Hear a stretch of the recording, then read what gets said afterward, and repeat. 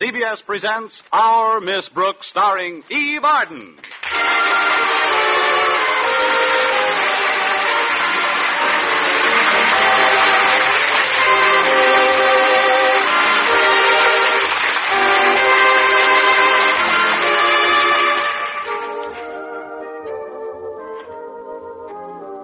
Our Miss Brooks is a school teacher. To be specific, she teaches English at Madison High. Connie Brooks is pretty enthusiastic about her work, too. In fact, in her own words. Although teaching isn't the most profitable career in the world, you must admit the hours are appalling. But there's always my secret heartthrob, Mr. Boynton. He's the biology teacher at school. And a sweeter, more intelligent scientist never brushed off an English teacher to play footsie with a frog. But he'll come around. Even a biology teacher must sooner or later get a little biological. Meanwhile, I can dream, can't I?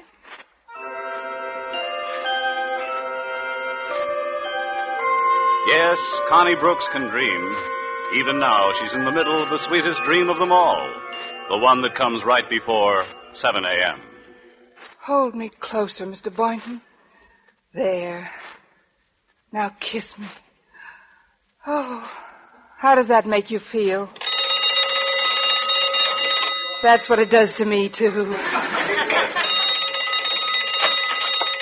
I'll shut it off. Miss Brooks, you'll be late. Kiss me again, Mr. Boynton. Miss Brooks, you have to go to school. For this, I don't have to go to school. Oh. Good morning. Well, if it isn't my favorite landlady. Oh, good morning, Mrs. Davis. What in the world were you dreaming about? Oh, nothing much. Just the school. I was giving an English lesson. Well, from the way your lips were puckered, I thought you were taking a bugle lesson. Better get up, dear. Today's the day you're supposed to find out about that new job as head of the English department from your new principal. Oh, that's right, Mrs. Davis. For 3 years I've been waiting for that job. 3 years of scrimping and scraping to get along. Now it's all going to be different. With this raise, I'll be able to run down to Miami once in a while, and after I've had the job a while, I might even go abroad. Paris, the Riviera, Biarritz in the spring, the casino at Monte Carlo. Just how much more money does this new job pay, Miss Brooks? $6 a month. Yes. You better watch your step at Monte Carlo. Money goes pretty fast down there. Money goes fast anywhere. I haven't been able to catch any for years. Now hurry and get dressed, dear. I have a lovely surprise for your breakfast. Another one of your surprise recipes, Mrs. Davis? I hope it's not clam fritters again. You'll see, dear. Come along.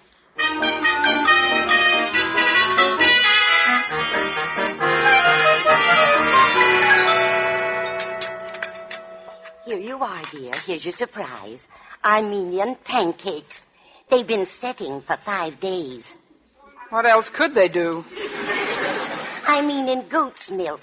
It takes 5 days for it to get good and sour. Sour? Goat's milk? Here, try a bite off this fork. Don't pay any attention to the smell. Oh, please, Mrs. Davis, no.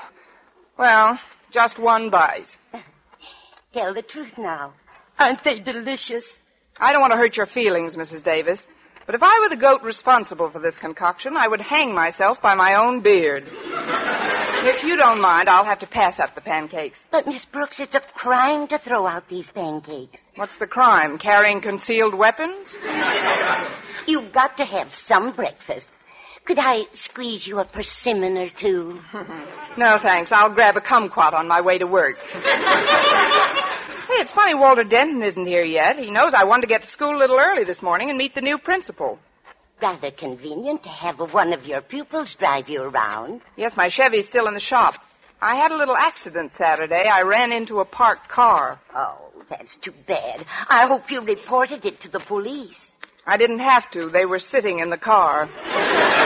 Oh, that's good. I'll get it. Call, Miss Brooks. Come in, Walter. Well, Walter Denton, how you've shot up since I saw you last. You saw me yesterday, Mrs. Davis. My, how time flies. Come on, Walter. I've got to get down early. The new principal takes over today. What's his name, dear? Mr. Conklin, Osgood Conklin. Osgood Conklin? Why, I've known him for years. We went to school together. Really, Mrs. Davis? What kind of a man is he, anyway? Well, the other children used to call him Stoneface because he never laughed. Oh, fine. Well, I shouldn't say never. I did hand him a laugh one time when we were out ice skating. He was practically in hysterics. What happened? I broke my leg. He sounds about as friendly as a subpoena.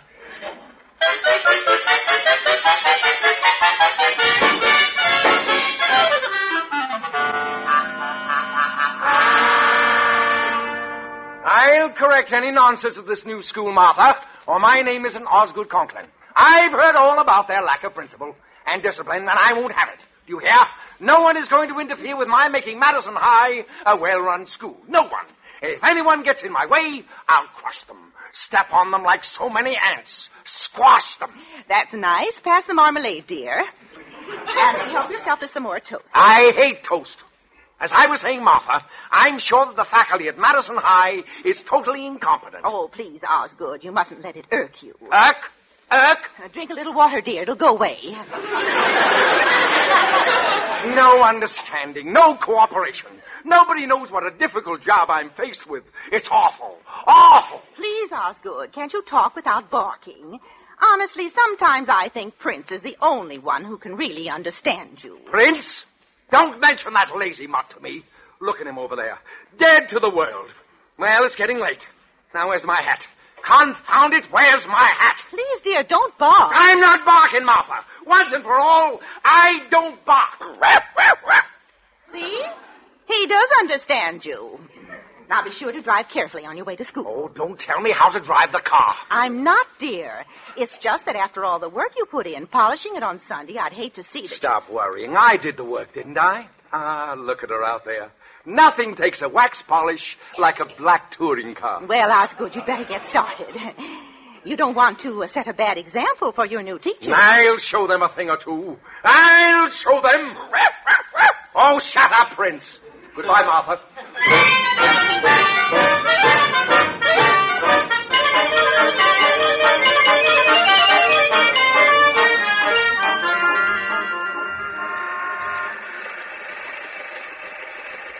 Before we get to school, Miss Brooks, there's something I'd like to talk to you about.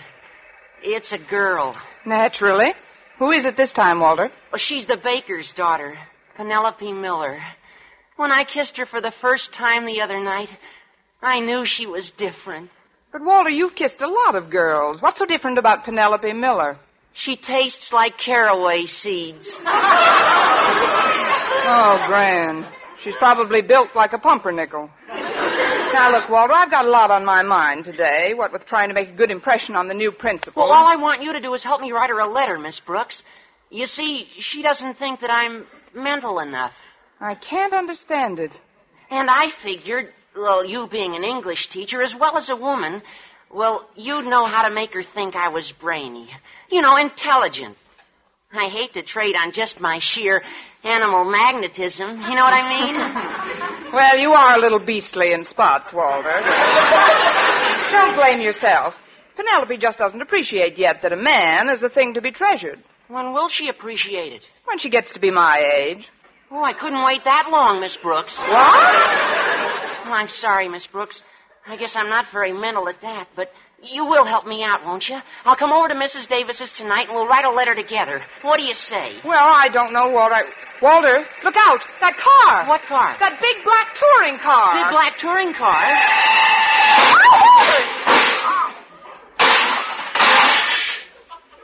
It's not quite as big as it was. You young idiot! Why don't you watch where you... My fenders, my shining fenders lying in the gutter. Walter, put the man's fenders back on. Oh, gee, mister, I didn't You mean didn't mean. Why didn't you look where you were going? Well, gosh, it takes two to make an accident. A brilliant observation. But it just happens that I was only going 15 miles an hour. You should have been going 30. We'd have missed you by a block. Now, see here, you red-haired joyrider. It was probably your fault. My fault? Why don't you learn how to drive that hopped-up hearse of yours? Hopped-up hearse. Now, listen here, young woman. I've tried to control my temper. But if you want to play rough, I can get plenty rough. Walter, I've got to run along. I'll leave you to straighten out Barking Boy. Barking Boy? That's the second time today I've been accused of barking. Young woman, I'll have you know I do not bark. Who's your friend? Go home, Prince.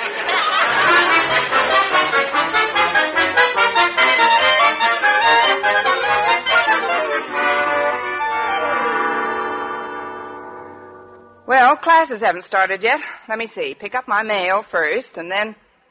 Oh, hello, Mr. Boynton. Hello, Miss Brooks.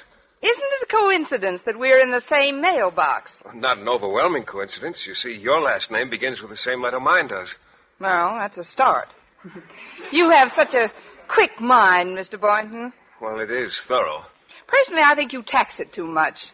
Don't you think you need more recreation, if you know what I mean? Well, carrying on my biology experiments is recreation enough. You don't know what I mean. Of course, I also collect stamps. Oh, that sounds exciting. There's no end to the possibilities. Have you ever tried your hand at beadwork? Well, no, I don't believe I have. Is it fun? Fun? Why, it makes you just tingle all over. We must string a few together sometime. Mm-hmm. And basket weaving can be thrilling, too. Oh, really? Yes, if we're both in the same basket. Well, so much for the world of sports. Miss Brooks, if you don't mind my changing the subject, are you going to be busy tonight? Busy? Me? Mr. Boynton, I couldn't be unbusier. Well, I'd like to come over after dinner, that is, if we can be alone. Alone? We'll be absolutely isolated. I hope you don't think I'm too forward, Mr. Boynton, but I've anticipated this moment for quite a while. Remember the day about 5 years ago when I first came to Madison High, rounded a turn in the corridor, and bumped smack into you? Oh, yes, I was teaching chemistry then. You put quite a dent in my Bunsen burner. Yeah. Well, you know, that was the day I first suspected that we'd be more to each other than just fellow faculty members. And when were your suspicions confirmed, Miss Brooks? On our very next date, when you took me to lunch, 2 years later. Gad, you were a fast worker. I don't blame you for kidding me, Miss Brooks. I guess I'm not much of a whirlwind romantically. Then most scientific people aren't. You see, the study of evolution alone tends to slow down any of the mere intemperate reflexes. Mm-hmm. You must realize that a tremendous period of time was involved before the single cell divided itself in the sea and adapted itself to the land and the air. Mm-hmm. Countless centuries passed before lower forms of life assumed their new shapes, and generations before the mammal family produced the ape family, and before the ape family produced the human family. What have you been waiting for me to do? Slip back a notch? Well, what time do you think you'll be able to come over tonight, Mr. Boynton? Mr. Boynton, Miss Brooks, let us not tarry. Your new principal, Mr. Conklin, is due at any moment. Oh, we'll be sorry to see you go, Mr. Darwell. Yes, you've been a wonderful principal, Mr. Darwell. Why did the Board of Education decide to have you transferred? Ours not to reason why. Ours but to teach and die. As the great Socrates so aptly phrased it, if you gotta go, you gotta go. Of course, I am genuinely sorry to leave old Madison High, but then we're teachers, and teachers can't afford sentiment. We can't afford anything. As the great Professor Einstein so aptly phrased it, murder, ain't it? You know, I still hope I can land that job as head of the English department, though. Well, that will depend upon the impression you make on Mr. Conklin. I'm taking him on a tour of inspection as soon as he arrives, Miss Brooks. Your class will be the first one visited. Oh, the first class visited? Oh, gosh, Mr. Boynton, if I'm to impress Conklin, I'll have to hurry and get things in order. I better go in and erase the children and see that the blackboards aren't throwing spitballs. Poor Miss Brooks, you're a bundle of nerves. You look sort of faint. Here, I'll put my arms around you until you steady yourself. Oh, no, you won't, Mr. Boynton. Just because you happen to catch me at a weak moment, I'm not letting you put your arms around me. My father told me about men like you. Then why are you putting your arms around me? My mother told me about men like you, too.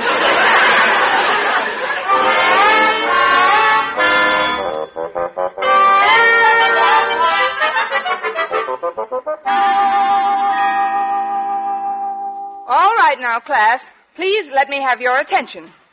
As many of you know, our new principal, Mr. Osgood Conklin, takes over his duties today. So, if he should drop in here at any time, there's no reason for any of us to be nervous, self-conscious, or head of the English department. I mean, we'll just go on in our normal manner. Now, to take up where we left off yesterday. Pardon me, Miss Brooks, but Mr. Conklin and I just happened to be passing by. Oh, why, come right in, Mr. Darwell. This way, Mr. Conklin. Thank you. Mr. Conklin, this is our Miss Brooks. How do you do, Miss Brooks? Glad to make your... Wait a minute. Oh, thanks, Mr. Conklin. Glad to make your acquaint a minute, too. Oh? You two have met? We sort of ran into each other this morning. Well, this is the young lady in the accident I told you about. Mr. Conklin, I have an idea. Why don't we skip English and drop in on the... Now that I know just who Miss Brooks is, I'm particularly interested in watching her conduct her class. Go right on, Miss Brooks. Well, all right, Mr. Conklin. Now, class, I'm going to read some lines to you, which I'd like you to... I'd like you to... I want you to tell me whom... No, who? I'd like the name of the author of the following stuff. Friends, Romans, countrymen, lend me your ears. I come to bury Conklin, not to praise him. That is to bury Caesar. Hand, please? No hands? You've all got them, you know. Just look at the ends of your sleeves. Oh, there's a hand. Winona. I can always depend on Winona. Who wrote those lines, Winona? I don't know. I just want to leave the room.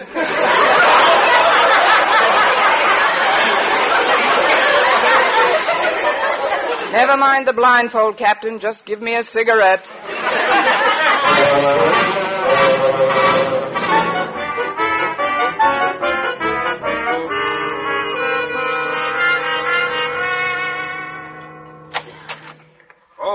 Come in, Miss Brooks. How is everything? Well, frankly, Mr. Boynton, I'm a little tired. I just lost 2 out of 3 falls to Mr. Conklin. Oh, you've met the new principal, eh? What's he like? He looks like he was weaned on a vinegar popsicle. Mr. Boynton, I just dropped by to see what time you're coming over tonight. Tonight?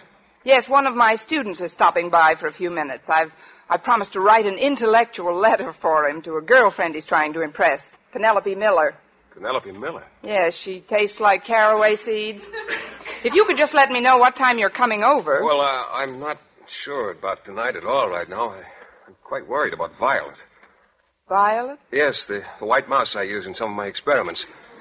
Steady, Violet, dear. Steady, dear. I'm just going to hold you for a minute. Mr. Boynton, if you could I don't like the feel of her stomach. Mr. Boynton... It's lumpy. Well, Mr. Boynton, you told me this morning... Frankly, Miss Brooks, at that time I didn't know about Violet's condition. You understand I have to... I know. You have to sit up with a lumpy mouse. Well, she's terribly peaked lately. I don't know what it is. I think I better have a look at her cage. Hold on a minute, will you? Here. Miss Brooks, you dropped Violet! She attacked me! Miss Brooks! Miss Brooks, get down off that desk! I can't! Oh, I see her. She's under that... She's under Well, the table! Get her! I'll get her if you just stop that screaming. And let go of your skirts! And this, Mr. Conklin, is our biology laboratory. Why, Miss Brooks, what are you doing on that desk? And where is Mr. Boynton? He's under the table with Violet. With Violet? So that's what goes on in the biology laboratory of Madison High. Oh, but Mr. Conklin, I'm sure... So Mr. am I Boynton... very sure.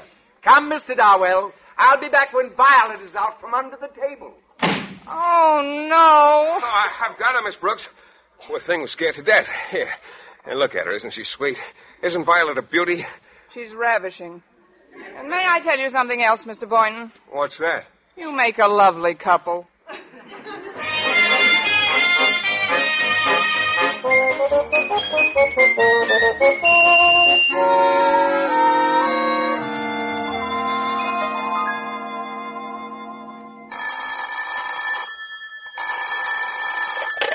Hello, principal's office. Osgood Conklin speaking. Who's calling, please? Mrs. Davis. Margaret Davis? Oh, yes, the girl I used to go ice skating with. Ha, ha, ha. How's your leg? What's that? You want me to come over to dinner? Well, I'm afraid You say there's a teacher living with you that you want me to meet. Miss Brooks. Well, I'd like... Miss Brooks! Now, look here, Margaret. I've already met that red-haired... Mr. Conklin. Hold the phone, Margaret. Yes? I'm Matilda Denton of the school board. I have reason to suspect that my boy Walter, a pupil at this institution, has fallen into the clutches of one of your female teachers. What? Yes. He told me that he had a date with a woman tonight at her home. Uh-huh. And here, this note fell out of his pocket when he came home from school. Let me read that, please. At last, I've got what I want. Red hair and a tough, sturdy body. Red hair? Good heavens! Well, Mr. Conklin, have you any idea who this nefarious woman might be? Yes, I have, Mrs. Denton. Pardon me. Hello, are you still there, Mrs. Davis? No, I haven't been to a Turkish bath. Now, listen. I have reconsidered. I shall be delighted to dine this evening with you and, Miss Brooks. Mr. Conklin, I'll give you just 24 hours to find out who my boy is traipsing around with. Listen, Mrs. Denton. Listen, Mrs. Davis. You'll get to the bottom of this matter quickly, or there'll be a new principal here at Madison High. Quiet, both of you. Don't you bark at me. I'm not barking. Let's go home.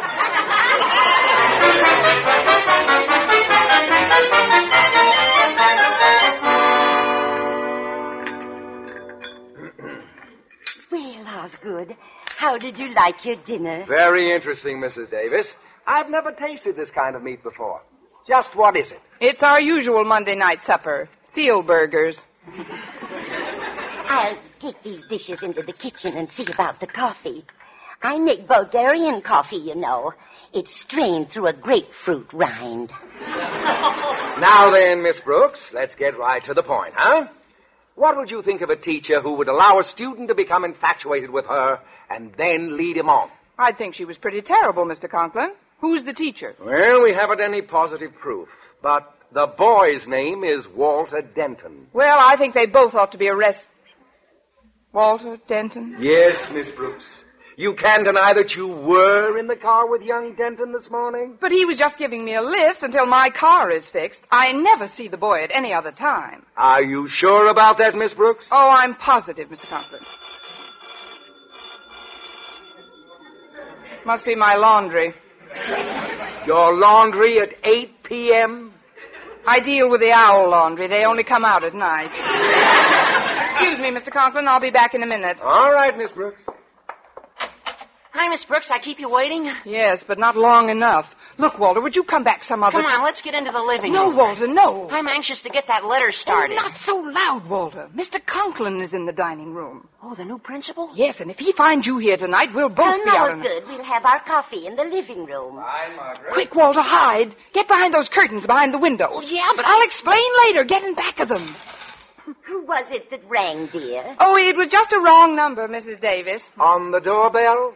I mean the wrong house number.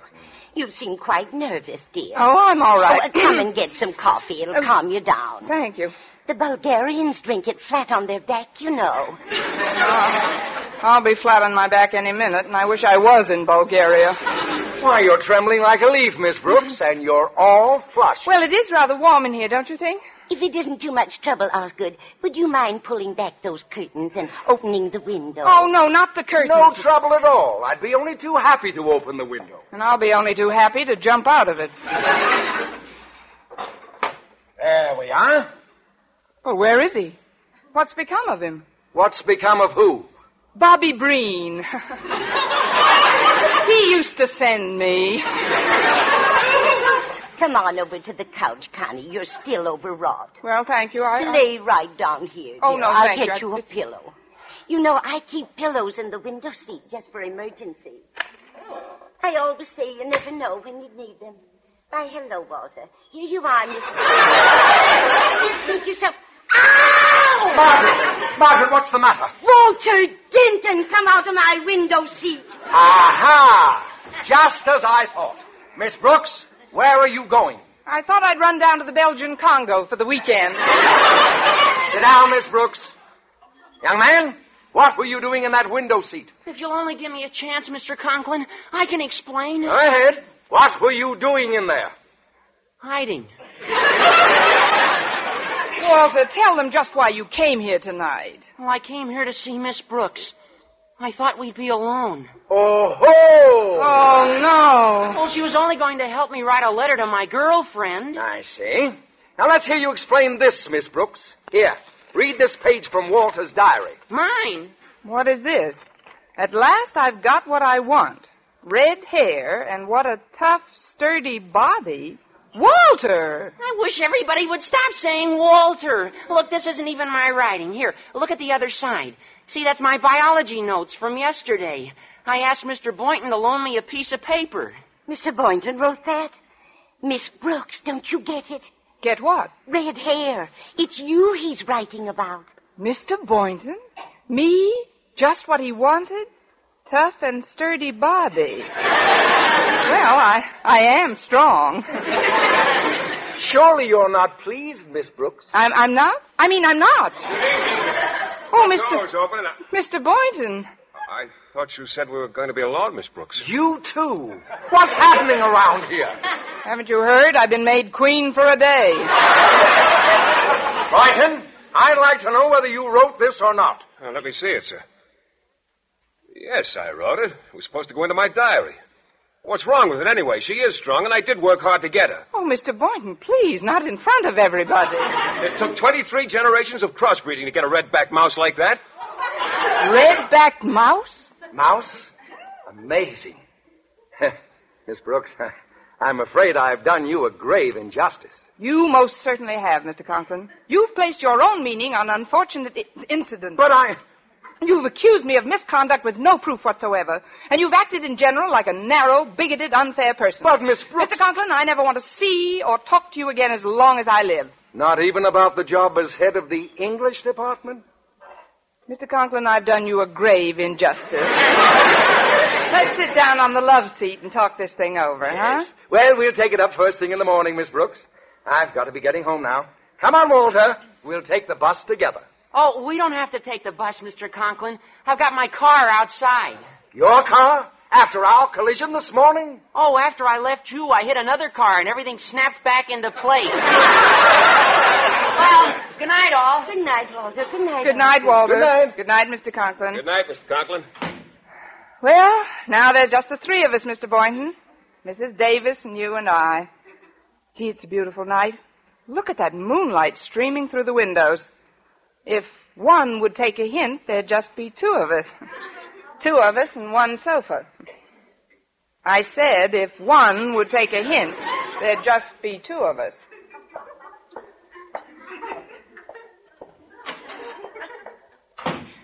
Well, here we are, just the two of us. Good. How about a little gin rummy? That's the deal.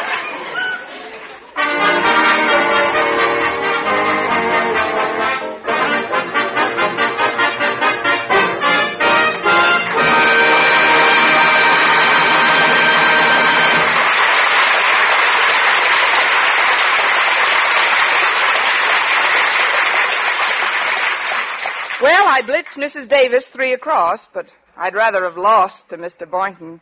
He's certainly naive, my little biology boy. But though he's shy, he's glad of eye, and I'm sure he'll soon realize that the greatest thing he'll ever learn is just to love and be loved in return. Bye.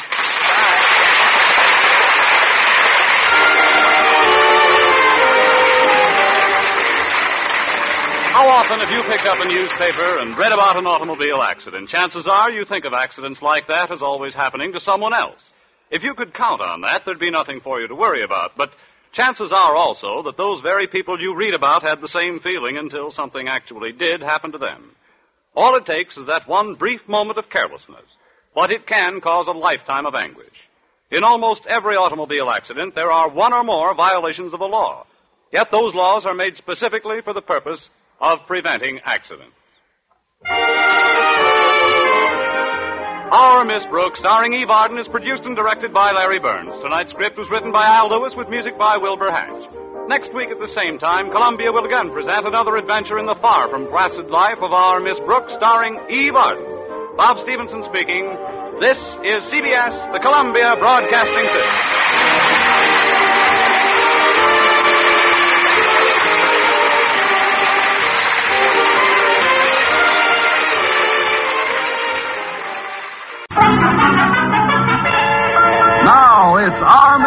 starring Eve Arden.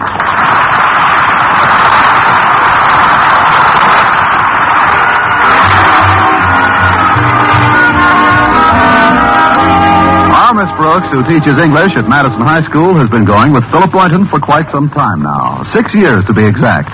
But only once or twice during that period did she have to worry about the eternal triangle. And that's not unusual when your boyfriend is the eternal square. Still, I must admit, I did see green about 2 weeks ago when Mr. Boynton began dating a young society beauty named Lucy Fairchild. I got angry, we had an argument, and I finally asked Mr. Boynton to choose between us. Did he want a beautiful young society girl with $1 million, or a steadily employed English teacher with a guaranteed pension in 20 years? Oddly enough, he chose me. And to make my happiness complete, our beloved principal, Mr. Conklin, invited the two of us to spend this past weekend with him and Mrs. Conklin at their cabin on Crystal Lake. Friday morning, my landlady was in my room with me, helping me pack, when she suddenly began to get sentimental. Connie, do you realize this is the first time we've been separated in almost a year? Oh, I am going to miss you, dear. Promise me you'll write every day. But, Mrs. Davis, I'm only going to be gone 2 days. Why, I'd be home before the first letter reached you. Oh, how nice. Then we could both sit down and read it together. Better still, why don't I write the letter now and let you read it to me while I'm packing? I know just what I'd say in it. I'd tell you what a wonderful time I'm having with Mr. Boynton. I hope it comes true, dear.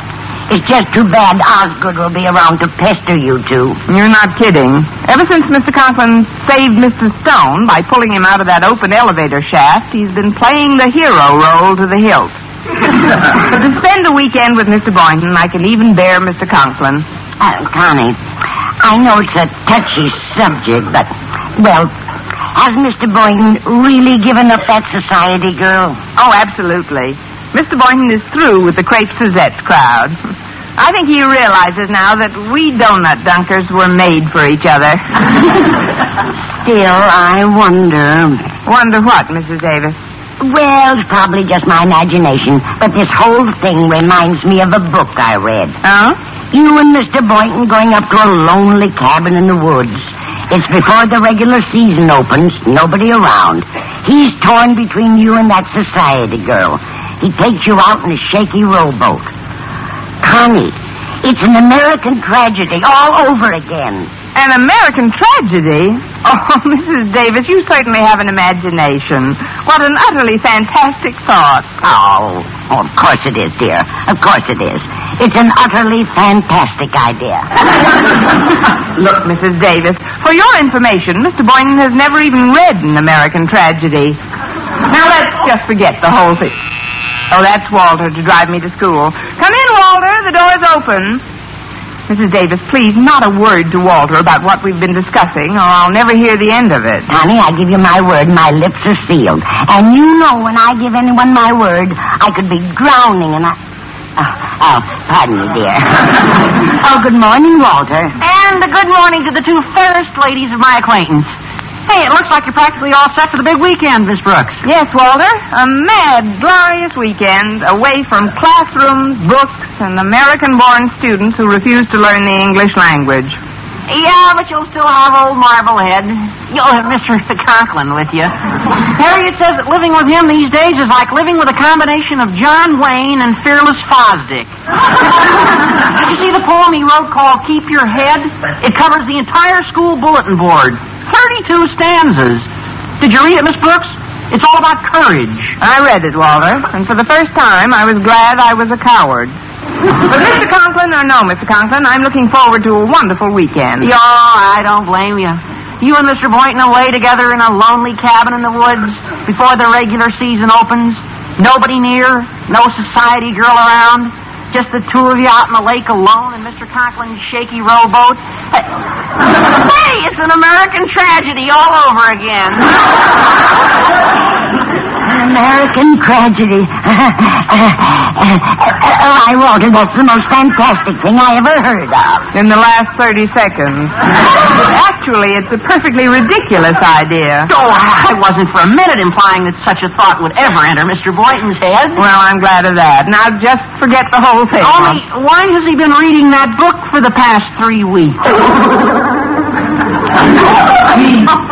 He's been reading an American tragedy? Oh, but Connie, what difference does it make? There's probably no connection between the two. Oh, of course not. No connection between the two. None at all. None whatsoever. Absolutely no connection. Now, the whole thing is absurd, Walter. The whole idea of going up to the cabin was Mr. Conklin's, not Mr. Boynton's idea, and I don't expect to go out on the lake up there anyway. Oh, sure. Sure, there's no comparison between the two situations. I'm sorry if I made you nervous, Miss Brooks. Nervous? Me nervous? Don't be silly, Walter. Connie, I don't want to rush you, but don't you think you should be on your way to school? Right, Mrs. Davis, I'm all ready. Come on, Walter. Let's get into your boat and row to school.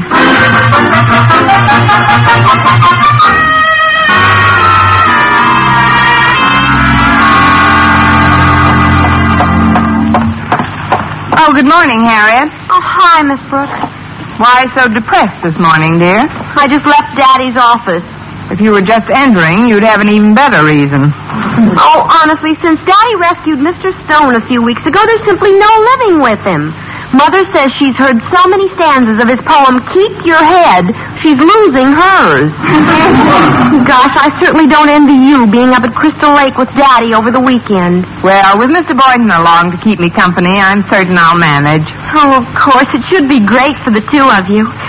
Away together in our lonely cabin in the woods before the regular season opens.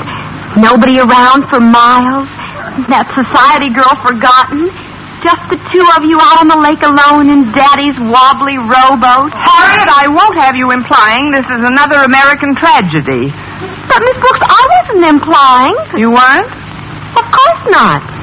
There's certainly no reason to be suspicious of a man just because he suggested to Daddy that he open his cabin and invite you along. Mr. Boynton asked your father to open his cabin and invite me along? It was Mr. Boynton's idea? Well, yes, but that's certainly nothing to be upset about. Upset? Who's upset? Why should I be upset? Besides, Mr. Boynton has never said anything about going out in any boat. He's never mentioned that. Never once. So why should I be upset? Good morning, Miss Brooks.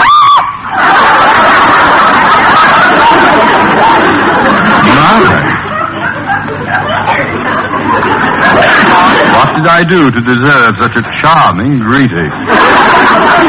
Now step into my office, please. I want to have a word with you. Yes, sir. I'll see you later, Harriet. Bye, Miss Brooks. You needn't sit down, since this won't take a minute, Miss Brooks. I presume you've seen my poem on the bulletin board. I posted it yesterday, just before lunch. You couldn't miss it going to the cafeteria. Did you read it? Yes, sir, and it saved me lunch money. I read it, sir. The first 2 stanzas I consider the most important. Keep Your Head by Osgood Conkling. When others about you show panic and fear, just keep your head and never lose cheer.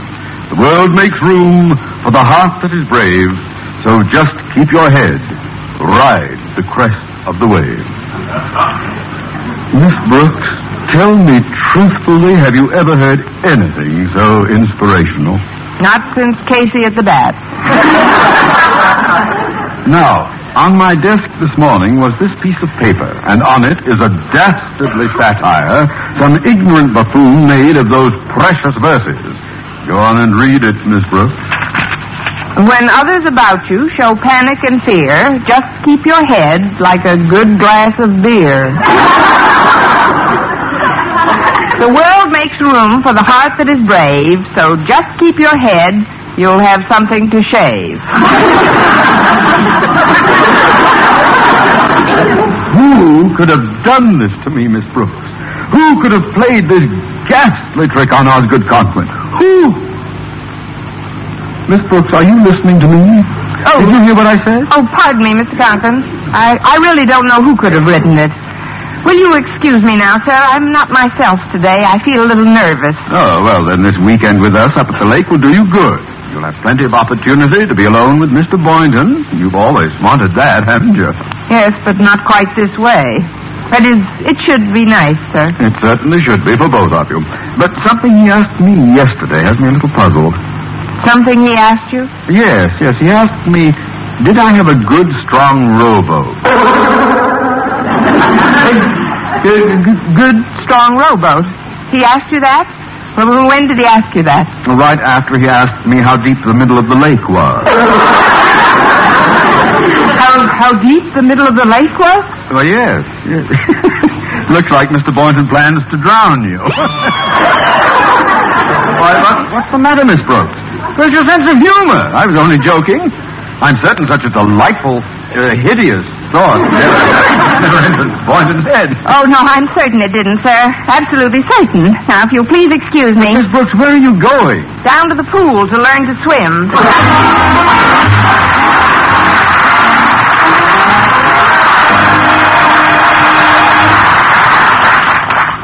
Oh, Miss Brooks. What is it? Oh, nothing at all. Nothing at all, Mr. Boynton. Well, nice bumping into you. On dry land, that is. See you next week sometime. Bye. Next week? Miss Brooks, what are you talking about? You haven't forgotten our trip this weekend, have you? Oh, no. I remember the weekend under Crystal Lake. On Crystal Lake. But frankly, I've been thinking of staying home this weekend. But, Miss Brooks, you promised to go. I thought we'd patched up our little difference, and I really have been looking forward to it. You really have been looking forward to it? Yes, and I've made some plans. Little on the romantic side, if you know what I mean. It doesn't matter. With me, both sides are romantic. Oh, gosh, how could I have been so silly? What are your plans, Mr. Boynton? Well, tonight after dinner, just as the full moon comes out in a perfect blue sky, we'll go out in Mr. Conklin's rowboat. I'll need just one big, powerful oar. And I'll show you how to sit so you don't rock the boat. And even if you do fall into the lake, I can swim.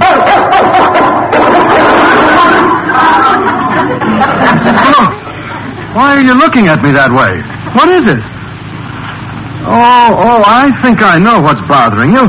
You're mystified as to my actual reason for this trip. Now, isn't that it? No, I've read chapter 23. My actual reason for going up to the lake is to gather first-hand information on the nocturnal habits of the speckled-throated frog. The nocturnal habits of the speckled-throated frog? I'm doing some highly confidential research work for a biological paper I'm writing. I wasn't even going to tell you until we got up there. And that's the only other reason you wanted to go out with me in a rowboat tonight? What did you think I wanted to go out with you for? To repeat an American tragedy? It was a perfectly crazy idea. How could a thought like that even enter my mind? Of course. Well, I've got a class now, Miss Brooks. I'll pick you up at your house at 4 o'clock sharp. I'll just honk my horn and you come out. I should be all packed by then, but if I'm not right out, tread water for, wait for a few minutes, will you?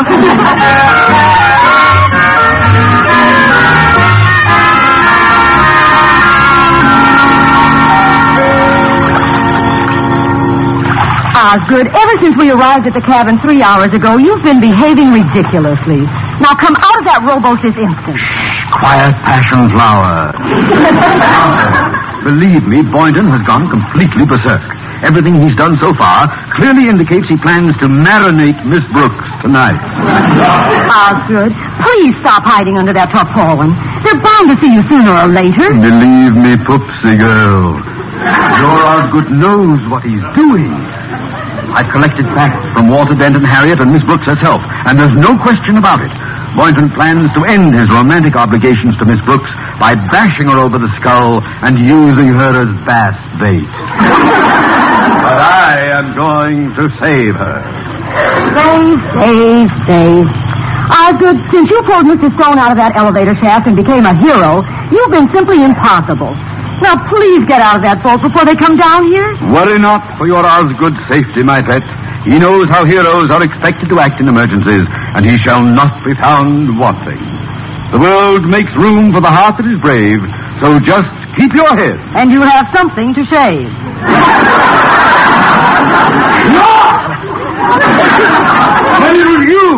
You wrote that satire. For 20 years, I've clasped a Delilah to my bosom. Honey, now, please get out of that boat. Oh, very well, be a hero. And when Mr. Boynton finds you hiding under that tarpaulin, I hope he hangs something besides a medal under your eye.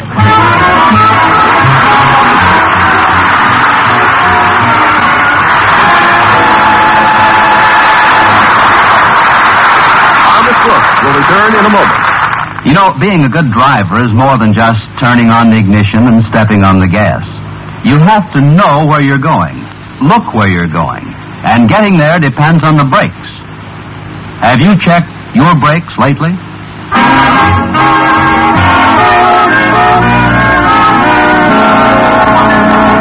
Well, there was no doubt in Mr. Conklin's mind. Mr. Boynton was going to end his romantic idyll with Miss Brooks by using her to fatten up the fishes. So, to prevent another American tragedy, when the two took his rowboat out on Crystal Lake, he hid himself under the tarpaulin.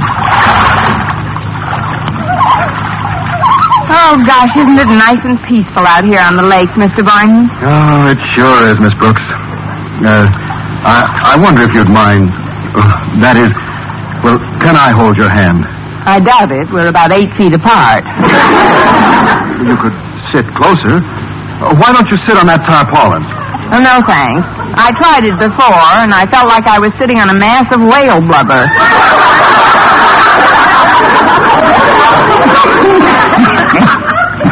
What was that?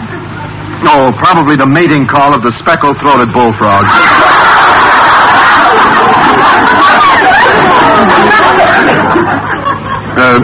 Would you like me to tell you about the love life of the frog, Miss Brooks? Right now, I'm trying to develop one of my own. I mean, some other time, Mr. Boynton. Well, maybe I could move a little closer to you. No, stay where you are. I'll come to you. Very well. Only be careful. This boat's awfully shaky. Now, here, I'll hold the oar up high and give you... Hold it, Boynton! There'll be no American tragedy in this boat. Mr. Conklin, then it was you under the tarpaulin. See? I told you it felt like a mass of whale blubber. Mr. Conklin, what are you doing in this boat? What am I doing? Miss Brooks, wherever a human life is in peril, there you will find Osgood Conklin. Confess, Boynton, what are you doing out here on the lake with Miss Brooks and that oar? We're rowing around studying the nocturnal habits of the speckled bullfrog. Good boy, I knew if I put it to you that way, you'd confess you were going to bash her head in, drown her, then swim to shore and plead that you're rowing around studying the habits of the speckled bullfrog.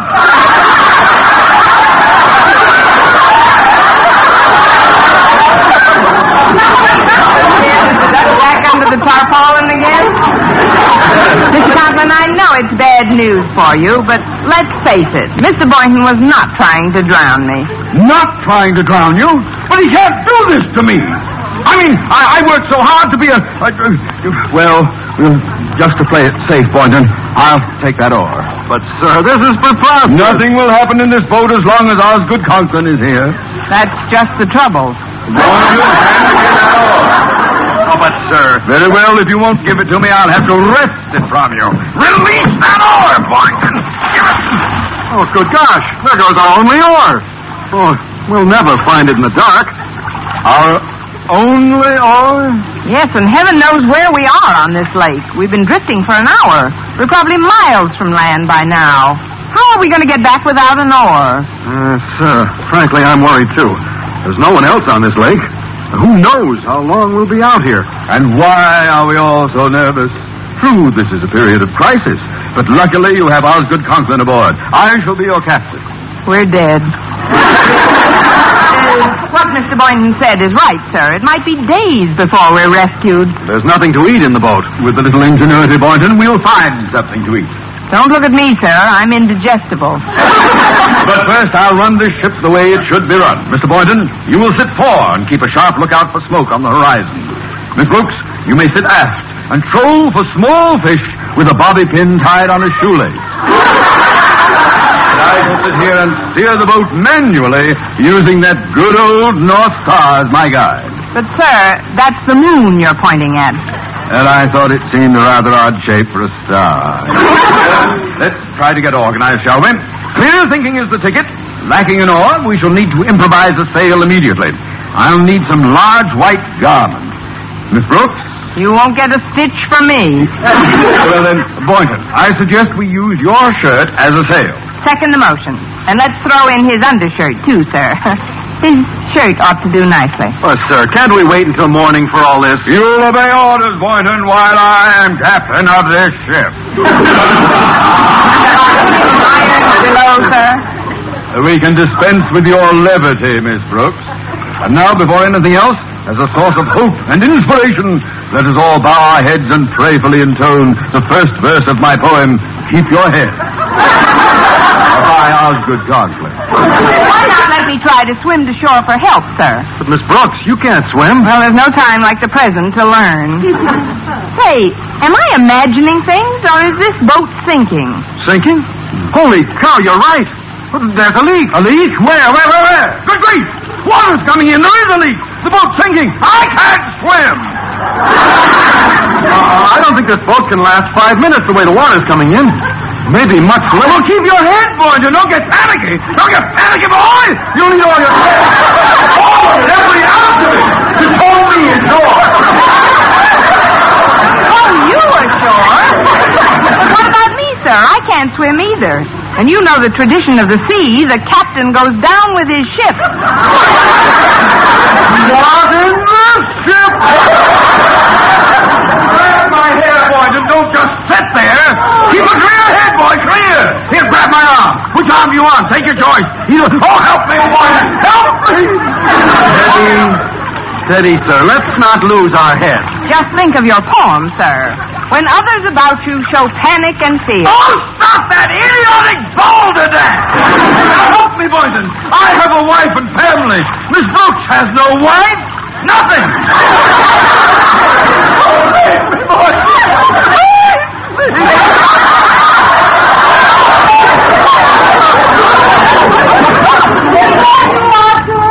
Who's that? Mother! Good heavens, I see the mother of my child! My life must be flashing before my eyes! Osgood, what on earth are you babbling about? Mother, is that really you? How did you get out here? Are you treading water?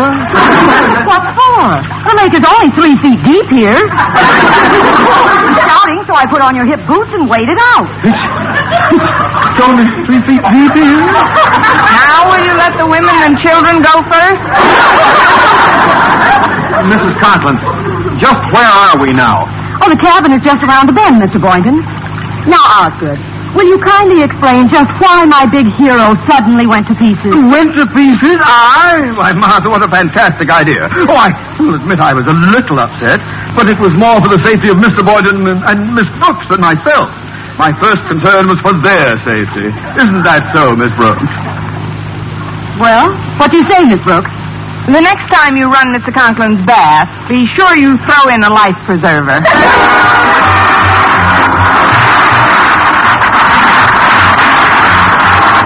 Honest Brooks, starring Eve Arden. Larry Vernon, written by Arthur Oldsberg and Lou Derman with the music of Lud Gluskin. Mr. Conklin was played by Gail Gordon.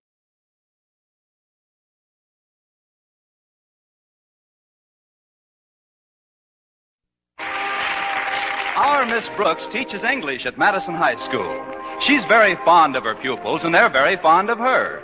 She's also very fond of biology teacher Philip Boynton, and he's very fond of his frogs and guinea pigs. Well, this absorption in his laboratory is largely due to Mr. Boynton's natural shyness. Well, that is to say that he's shy in the world of reality. But in the dreams of our Miss Brooks, Philip Boynton is every bit as ardent and attentive as any woman could desire. Let's listen. Oh, my darling Constance. You're so lovely, so desirable. I feel I could fly on the wings of our love. Won't you join me, Constance, on a flight to paradise? Contact. I must pause for a moment, my darling. You know why? For station identification? I want to look at you again before I kiss you. And if you notice anything strange in my eyes, dearest, it's stardust. Well, sweep it under your lids and let's get going. Oh, isn't it wonderful, Connie? Just you and I alone in our dream house. Yes, it is, Philip. And if anyone comes calling, we'll refuse to answer the doorbell. Sorry, wrong number. Oh, okay, alarm clock. Oh, you win. Quiet. If I could have slept a few more minutes, that dream might have gotten the Academy Award. Come in. Good morning, Connie. Good morning, Mrs. Davis. I've brought you a little breakfast tray. Hope you like the surprise recipe on it. Another surprise recipe? I'm still trying to get used to the last one. Rye crisp boiled in breadcrumbs. Oh, this isn't anything like that, Connie. This is a famous Alaskan dish. Want to know what it consists of? No, what? It's very simple. You just take a pound of frozen whale meat, thaw it out, roll into patties, and fry in deep seal fat. What do you call this Eskimo's delight? Blubber burger. Blubber burger? Yes. Of course, not everyone can enjoy them at first eating. How do you stand on the whale meat, Connie? I really don't know, Mrs. Davis. I've never stood on any.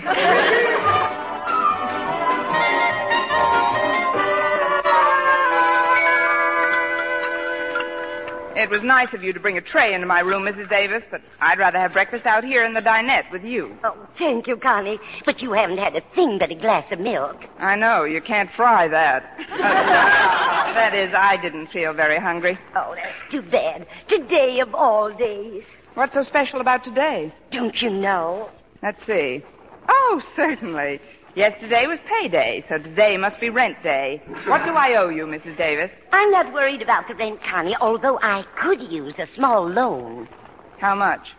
Well, $5 would do nicely. It's for a donation I promised the Ailing Newsboys Fund. All right, Mrs. Davis, I can let you have $5. You sure you won't miss it?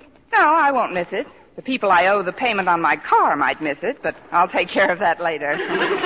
I've had my eye on a bag in Justin's department store, and I've decided to throw caution to the winds and buy it this afternoon. The one you told me about, green alligator skin? That's the one. Of course, I'll have to postpone a lot of my time payments. The car, my coat, the watch I bought for Mr. Boynton, but it's worth it. Wait till you see that bag, Mrs. Davis. But what about your creditors? What'll you tell them? I'll write them all polite letters. Letters? What'll you say? Oh, I'll think of something. I'm an English teacher, ain't I? Aren't I? Am I not? You certainly must have your heart set on that bag. Oh, I have. Do you think Mr. Boynton will like it? He likes frogs and lizards and things. Then this alligator bag ought to be right up his alley. Lucky alligator bag to be up an alley with Mr. Boynton. Oh, that must be Walter Denton. He's giving me a lift to school. I'll be there in a minute, Walter. Is your car in the repair shop again, Connie? Yes, the garage says they just have to get one more part for the car before I can drive it again. What part is that? A motor.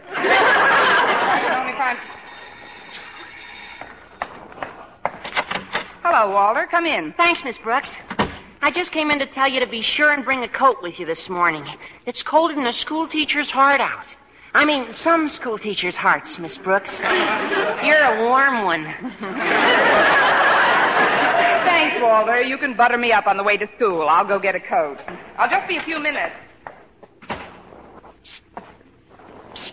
Did someone let that cat in again? It's me, Mrs. Davis. Oh, Walter, I'm glad you came in. We've got to make arrangements for the surprise party. Does she know it's her birthday? No, just like last year. She's forgotten about it completely. Swell. Then the party will go over that much bigger. Did you find out what she wants? Yes, I did, Walter. It's a green bag in Justin's, but she's threatened to buy it for herself. Golly, that's no good. I know. So I've thought up this scheme. If we all borrow some money from her, she won't be able to buy it. Then we can give it to her for a present. I'll call the Conklins and tell them to be sure and borrow something from Miss Brooks when she gets to school. Good. She's so soft-hearted she'll never turn anybody down, as long as there's a hard luck story with it. I'll put the bite on her and...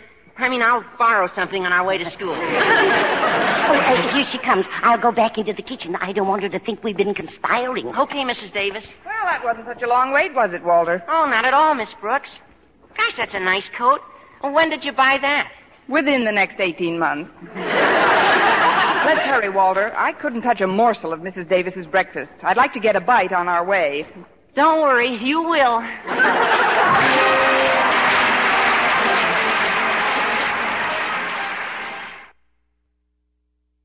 Palmolive Soap is giving away prizes worth $67,000. A grand prize of $25,000 in one lump sum, or $100 a month for life. And that's not all. There are over 2,000 prizes in Palmolive's big treasure chest contest. Ford sedans, Westinghouse laundromats, From Silver Fox scarves, Toastmaster toasters. and it's easy to enter. Complete the last line of this jingle. A fresher, brighter-looking skin is something I would like to win. I'll get Palmolive soap today. Da-da-da-da-da-da-da-da. Write your last line on a plain sheet of paper or use an official entry blank giving complete rules obtainable at your dealers. Include your own and dealer's name and address and mail with the big word Palmolive from the front of the wrapper of one regular and one bath-size cake of Palmolive soap to Palmolive, Box 92, New York 8, New York. Now, here's the jingle once more. A fresher, brighter-looking skin is something I would like to win. I'll get Palmolive soap today. Da-da-da-da-da-da-da. Mail your entry to Palmolive, Box 92, New York 8, New York. Get Palmolive soap for a lovelier complexion. Remember, doctors prove Palmolive's beauty results. I just had a tune-up job done in the car, Miss Brooks. Runs pretty smooth, doesn't it? Yes, it does, Walter. What kind of a car was this? Is this? A 1938 Hudson. Certainly held together for the past 10 years. So have you, Miss Brooks. Not that I'm comparing you with a car or anything, but, well, you're still so youthful. Nature's treated you extremely well. Why, you haven't even got any crow's feet. Nature probably knows I can't afford shoes for them. I don't like to keep bothering you with my personal problems, Miss Brooks, but could I once more? Could you once more what, Walter? Bother you with a personal problem. It's about a financial matter. What kind of a financial matter? A loan? Are you asking me or telling me? I'm telling you? I'm telling you. I'm broke. Really? How long have you been a school teacher? No, I'm serious. I've just got to get some money somewhere. It isn't like it was for myself. I wouldn't even ask if it was for myself. Who is it for? It's for a friend of mine. He's an iceman, and his horse fell down the other day, and he's laid up in the barn now, and my friend hasn't been able to sell any ice. Oh, that's too bad, Walter. He doesn't know when the horse will be on his feet again, and he's just had a baby. The horse? No, the Iceman. Well, that's a switch. His wife is sick, you see, and they haven't got enough money to buy milk to feed it. Let alone the other 7 children in the family, plus oats. Sad, Miss Brooks? Saddest thing since Camille. How much do you want to borrow, Walter? $5 would help a lot. Okay, here you are. Gosh, thanks. Are you sure you won't miss it? No, I won't miss it, Walter. The people who sold me this coat may miss it, but I'll take care of that later. Thanks again. You don't know what this money will do for these people. And you'll get it back just as soon as my friend's foot heals. Your friend's foot? I thought it was the horse who fell. The horse? Oh, sure. But didn't I tell you? When the horse fell, my friend tried to lift him up and sprained his own ankle. Oh, great. Between his sick horse, sprained ankle, and having a baby, your friend is the busiest iceman I ever knew. Well, we're right near school. Oh, gosh, I got so wound up talking about my poor friend, I forgot to stop and let you get some breakfast. Well, after that story, Walter, I'd feel guilty eating anything but hay. I'll have an early lunch in the cafeteria. Okay, Miss Brooks. Well, here we are. Thanks, Walter. Say, isn't that Harriet Conklin going up the steps? Yeah, that's Harriet. Oh, you better hurry. She's anxious to talk to you. How can you tell from the back of her neck? I'm psychic about some things. Go ahead, Miss Brooks. All right, Walter. See you later. Good morning, Harriet. Oh, good morning, Miss Brooks. I'm so glad we bumped into each other before school starts. I've been very anxious to talk to you. Walter is psychic at that, among other things. What did you want to talk to me about? Well, it's rather embarrassing. Not that you're hard to talk to or anything, but, golly, I just don't know how to say it now that we're face to face. Well, we'd look pretty silly chatting back to back. What seems to be the trouble? Well, it's really not my trouble, Miss Brooks. It's just that I've got to get some financial assistance for a friend in need. What friend, Harriet? Well, it's a little boy I know. He comes from a very poor family, and in order to help his folks, he shines shoes after school.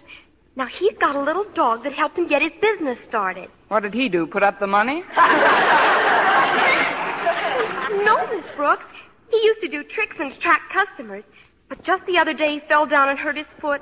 Now the poor little dog can't even get downtown anymore. Well, I can get him a lift downtown if he doesn't mind riding on a lame horse. I don't understand. Well, I don't either. But how much do you want to borrow? Well, right after he was hurt, they took the little dog to a hospital, and the bill there was $8. He must have had a semi-private room. Well, here's the $8, Harriet. Oh, thank you, Miss Brooks. You sure you won't miss it? No, I won't miss it. The people I owe the payment on my watch might miss it, but I'll take care of that later. Anyway, I still have enough left to pick up that bag at Justin's this afternoon. You have? Oh, I mean, what bag? A green alligator job that I've had my eye on for weeks. Oh. Well, before you go to your room, Daddy would like you to stop in at his office. Uh-oh, what have I done now? Well, why should you think you've done something, Miss Brooks? Golly, just because Daddy's a principal is no reason for anybody to be afraid of him. No, maybe you're right, Harriet. Good morning. Morning, Daddy. See you later, Miss Brooks. Bye, Harriet. Will you step into my office a moment, Miss Brooks? Certainly, Mr. Conklin. Ah, at ease. Have a chair. Yes, sir. As you know, I was a major in the last war. Mm-hmm. Spent almost 4 years in charge of the post exchange at Camp Bobrick, Ohio. Stout fella. Yes, although I've been returned to the arms of my loved ones for over 2 years now, I opened my last box of Hershey's in 46. I must confess there are aspects of military life which bear remembering. Such as? Oh, the camaraderie, esprit de corps. Don't you agree, Miss Brooks? Oui, mon capitaine. Now, you've been teaching at Madison High for over 5 years, haven't you? That's right, Mr. Conklin. And in that time, I've had a lot of esprit de corps, but very few raises. I think the last one was way back in... Now, let's not talk shop, Miss Brooks. I realize that you haven't had a raise in some time, but after all, it's a universal complaint these days, and one which can't be remedied overnight. Meanwhile, you get by very nicely on the money you earn, don't you? Well, speaking frankly... That's the only way to speak, Miss Brooks. Now, if you don't mind, I'll come to the point. I've got to have some financial assistance for a friend of mine in distress. Another one? This poor chap was one of my GI assistants during the war. Just a corporal, but I recommended him for a War Department citation. Really? Yes. You never saw anyone fill a Coke machine like this lad. As for stacking Kleenex boxes, well,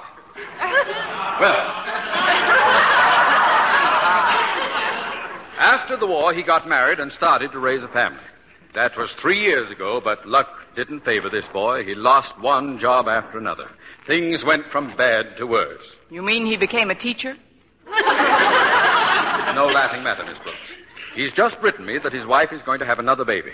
They're 4. In 3 years?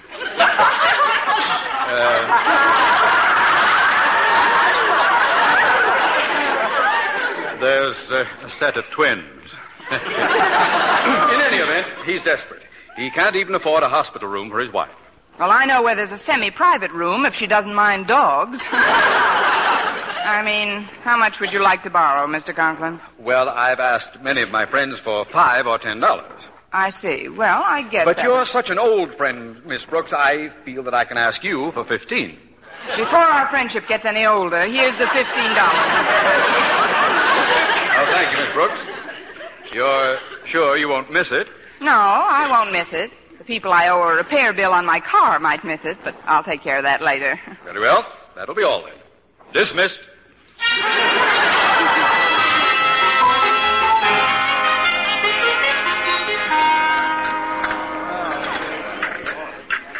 Oh, excuse me, Miss Brooks, but may I sit at this table with you? The school cafeteria is pretty crowded today. Oh, sit down, Mr. Boynton. You'll forgive me if I go ahead with my lunch. Oh, of course. I want to eat this salad while it's still warm. There's something I'd like to talk to you about. Yes, Mr. Boynton? I've heard from many people how generous and warm-hearted you are under your veneer of seeming sophistication.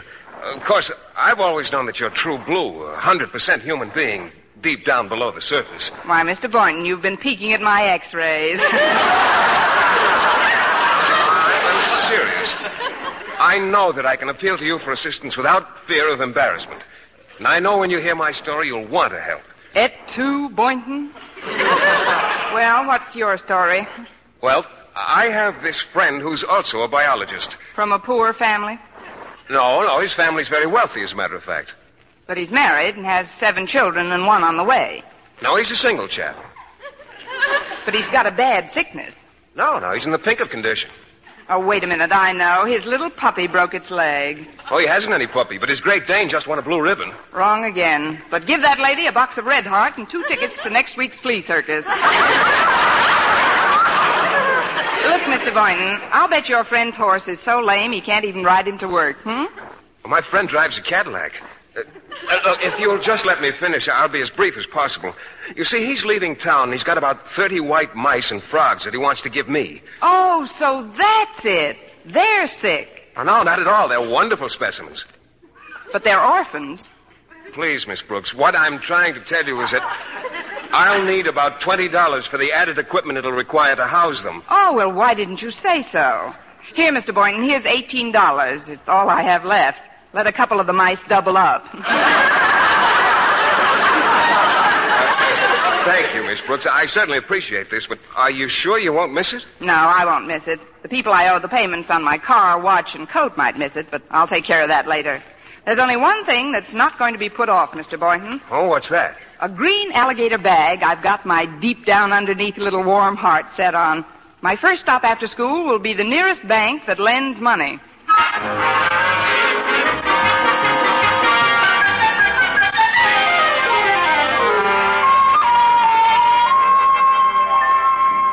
All right. Attention. Quiet, please. Now then, Harriet, it was your idea to have this surprise party for Miss Brooks. Suppose you outline the plan. All right, Daddy. First of all, did we all borrow enough from Miss Brooks to keep her from getting that bag she wants? Mrs. Davis and I took $5 each from her. I nailed her for I appropriated 15. And she loaned me $18. Good for you, Mr. Boynton. I'm afraid it's not good enough, Mr. Conklin. She told me at lunch she was going to the bank and borrow the money for the bag. Oh, golly, that'll spoil everything. I know. Why don't we call the store and tell them under no circumstances to sell her that bag? Tell them we're buying. Excellent, Walter. It's a wonder that agile mind of yours doesn't function quite so efficaciously in the schoolroom. Gosh, thanks, Mr. Conklin. Then I'll run down to the store, pick up the bag, and take it home. Now, who'll get Miss Brooks and bring her over to our house? Oh, I will. I'll call for her at about 5 o'clock and bring her over to your house at 6. Fine. Now, synchronize watches, everybody.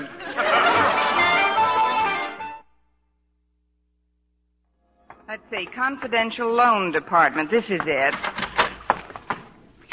Pardon me, I've read your ads, but I'd still like to be assured that any business we transact will be strictly confidential. You may be quite certain of that, miss. What? I said we treat all our transactions with the utmost secrecy. Well, you can let me in on it. I'd like to borrow about $35. Yes, ma'am. What is your occupation, please? I'm a school teacher. How long have you been teaching, and at what school, please? 5 years at Madison High. And how do you sound when you've got laryngitis? Very comical. You write your name and address down, and I'll get you the money. Is that all there is to it? Yes, we don't believe in a lot of red tape. Oh. All you have to do is sign a few papers. First here. Yes. Now here. Right. Now this one. There you are. Now here. Mm-hmm. And here. Again. And this one. Yes. Now we'll start on the second page. Here. Yes. And here. Mm-hmm. And here. Mm-hmm. And here. And here.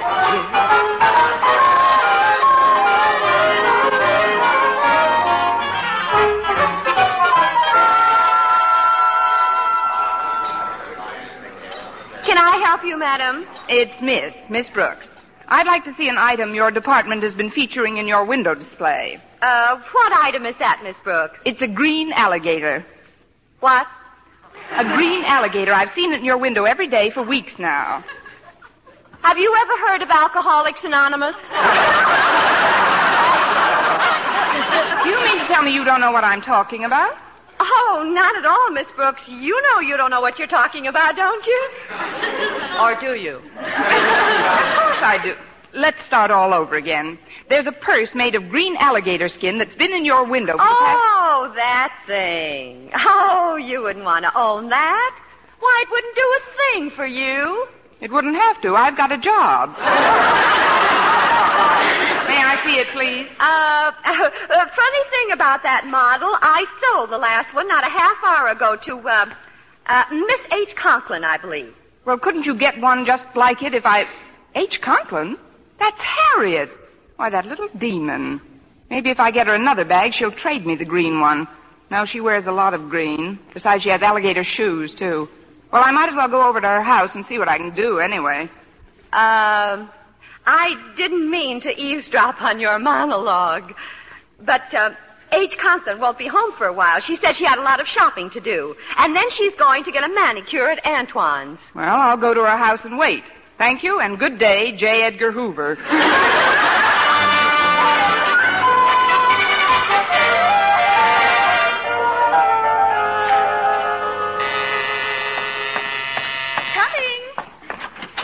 Hello, Mrs. Conklin. Is Harriet at home? Why, no, Miss Brooks. She's out doing some last-minute shopping for the... Miss Brooks! Isn't it terribly early?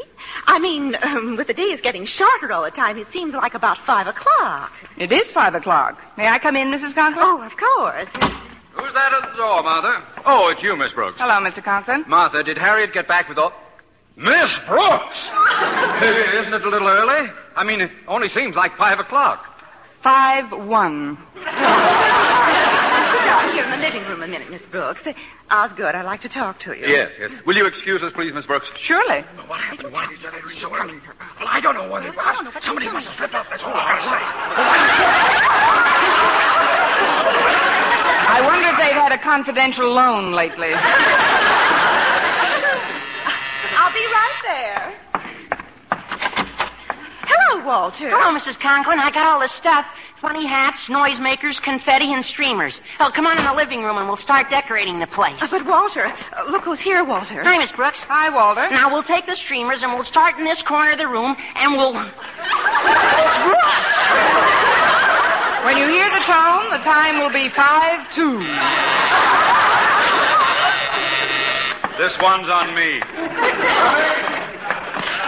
Oh, hello, Mr. Conklin. I was just over to Mrs. Davis's house, but you... Say no more, Boynton. Come into the living room. Hello, Mr. Boynton. Hi. Oh, hello, Mrs. Conklin. Walter. Hello, Mr. Boynton. Oh, hello, Miss Brooks. As I started to say, Mr. Conklin, I went over to Mrs. Davis's to pick up Miss Brooks, but she... Miss Brooks! I know I'm terribly early, but I wish I knew for what. I'll answer it. Must be Harriet. Hello, dear. Mrs. Davis. Come in, won't you? I got the bag, Mother, and I had it gift wrapped. Oh, it looks just super. I brought the cake, Martha.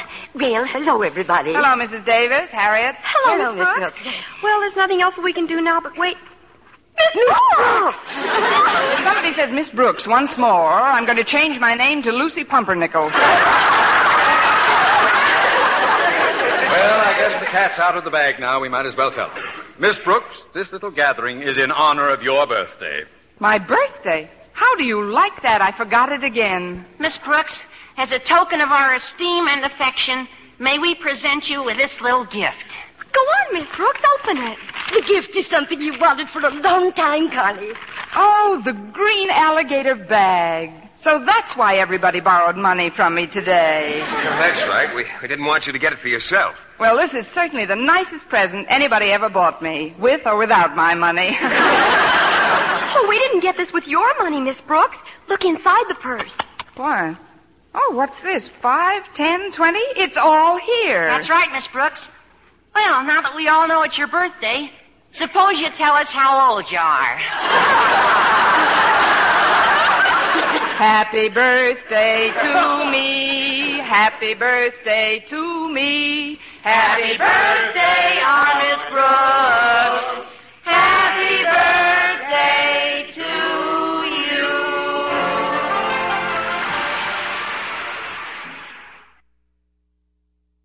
And now, once again, here is our Miss Brooks.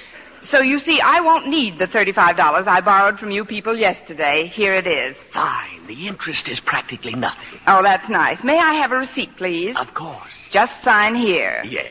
And here. Yes. And here. Yes. And here. Yes. And here.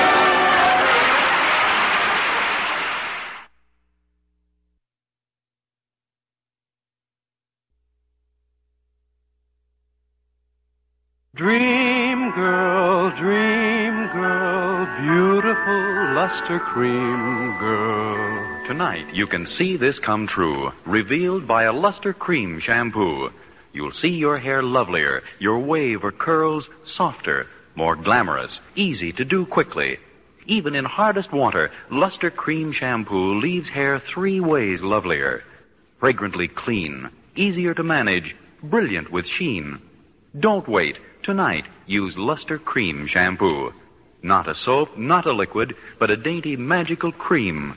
Discover why it's by far the top favorite cream shampoo. Get the big jar, $1. Smaller sizes, either tubes or jars. Tonight, you can be a Dream girl, beautiful luster cream girl. You owe your crowning glory to a luster cream shampoo.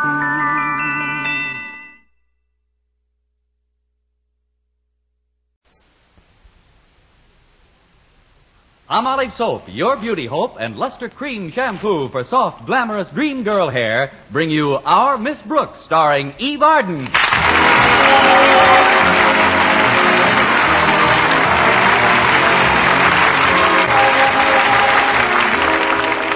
Our Miss Brooks teaches English at Madison High, but one of her favorite subjects at school is biology.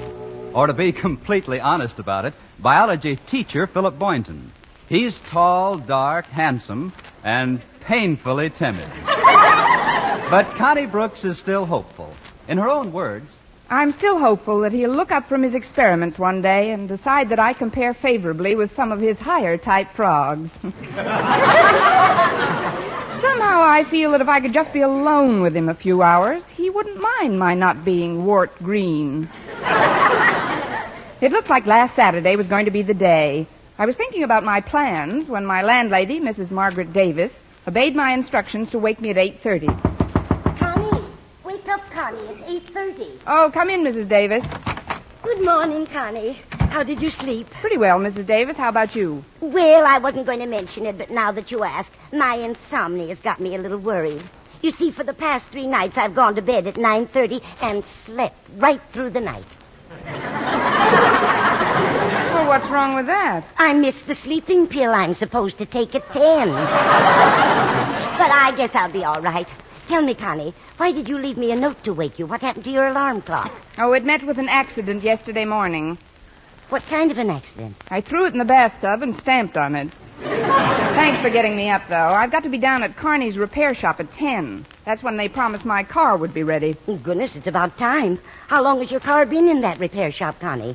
Off and on, about 12 weeks. How long have you had your car? Off and on, about 12 weeks. I hope it holds together today. I'm driving Mr. Boynton to the football game with Clay City High. Madison didn't play them last year, did it? No, this is the first time. They say Clay City's an awfully nice little town. It's about 60 miles from here, I understand. 55 as the crow flies. You ought to make it in a couple of hours, easy. Well, I'd better allow 3. My car makes about the same time a crow does on the ground. Well, hurry and get dressed, Connie. I've got a surprise recipe for your breakfast. I hope it's not as surprising as the last one, Mrs. Davis. Blubber burgers fried in deep seal fat. I'm afraid I haven't time for breakfast today. I'll just have a glass of milk. Well, don't you even want to know what the surprise consists of? Oh, no, thank you. Well, I'll save it for you till tomorrow. It'll keep fine, although a little penicillin may form on the mold. Probably do it a world of good. Well, I have to be running along now, Mrs. Davis. I've got to get my car, pick up Mr. Boynton, and then it's off to Clay City. Just think, we'll be alone together for 55 whole miles. Oh, wonderful, Connie. I hope Madison runs up a big score. Me too, but I'm more concerned about scoring with Mr. Boynton.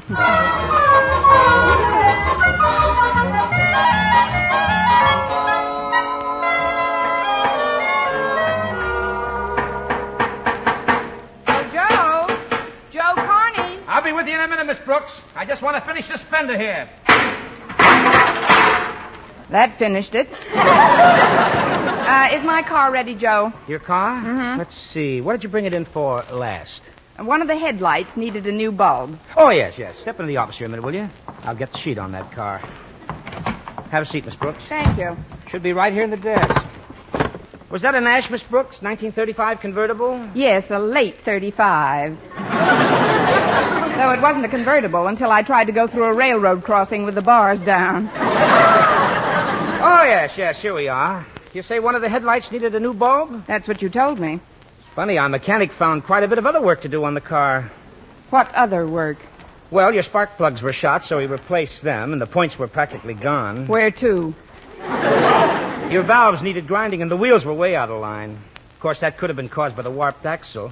Practically no ball bearing action left in the sprockets at all. And your transmission and differential had to be thoroughly revamped. How did I get the car down here? On my back? The steering knuckle was way off, so he had to pack that. But that wasn't too much trouble. I'm glad. He was down there ripping off the old brake lining anyway. The new voltage regulator we put in should help that shorten the wiring considerably, and a new oil filter will keep your motor cleaner. Now, just a minute, Joe. You didn't say a word to me about any of those things when I left the car here. Well, of course not, Miss Brooks. I had no way of knowing about them until our mechanic checked the car thoroughly. Any more than I could have told you about the clutch lining. What about the clutch lining?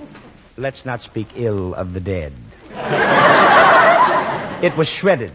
And that probably affected the rear end situation. Rear end? It was really dragging. Now, do you want me to total up your bill with the new radiator that's coming, or just charge you for the soldering job temporarily? Like I say, Joe, what do I owe you for the light bulb? Oh, we'll just throw that in.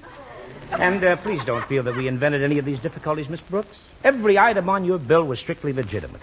May I never smear grease on my hands and charge for a lube job if it wasn't. I've got a good mind to get the Falcon after you. What's the total? Let me see. $14.50 plus $7.98. 46 for parts. 18 for the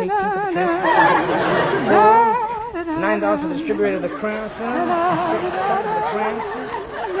Well, it's $112.49, Miss Brooks. Call it $113 even. We'll call it $112 even, and I'll have to pay you off by the week, Joe. Oh, that's perfectly all right. Say $10 a week, 20 weeks. 20 weeks? That would be $200. Carrying charges, Miss Brooks. Plus lawyer's fees.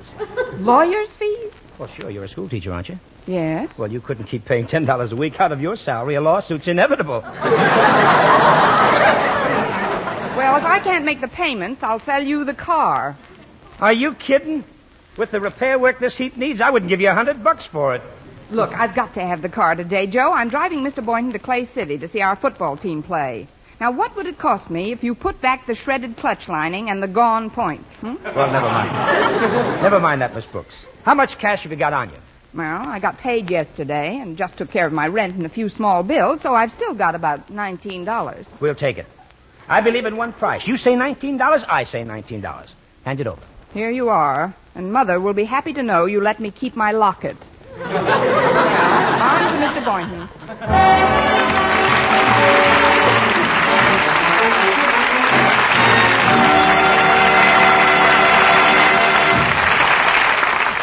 Our Miss Brooks, starring Eve Arden, will continue in just a moment. But first, here is Vern Smith with an important announcement.